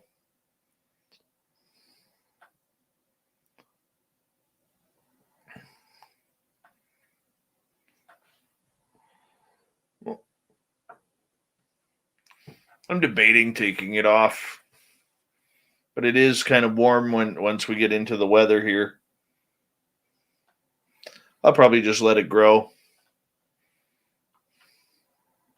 It's nice and thick and bushy.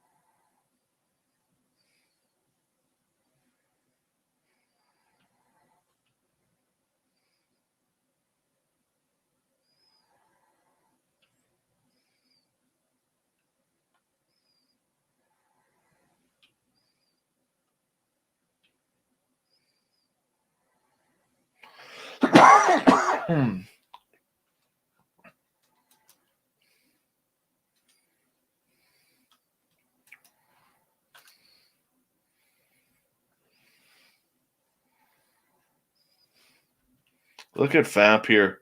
Dave's hair is flowing into the natural growth of his beard.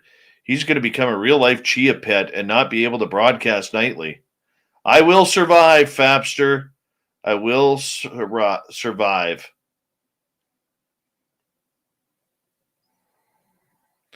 Yeah, spooky. Thank you. We are right now. We are sitting at. Let's see, how many subscribers are we at right now? Let's see here. We are at 13,843 subscribers. We're encroaching on it. Oh, by the way, 4 days ago, this may not sound like a lot to other YouTube channels. I'm pretty happy.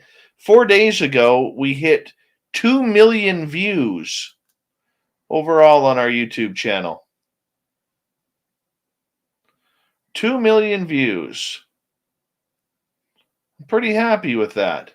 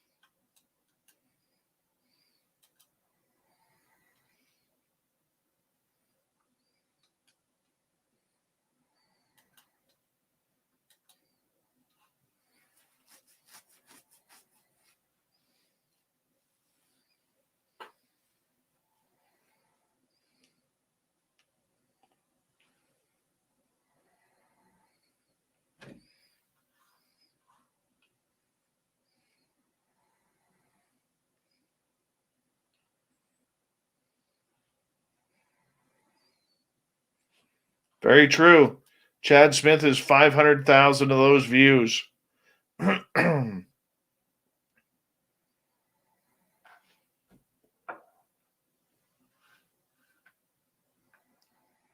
3,410 of those views came in the last 48 hours.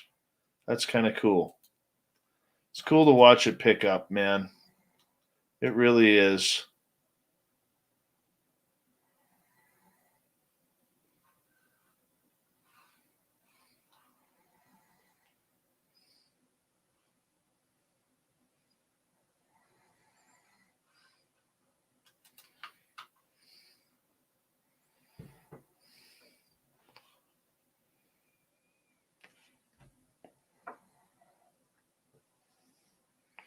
Larry, if I had a video with 1 million or 2 million views, I would totally be making money off of that one.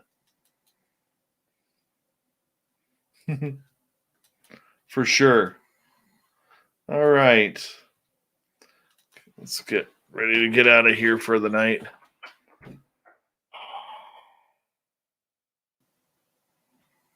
All right. Tomorrow night, Susan Shumsky, Divine.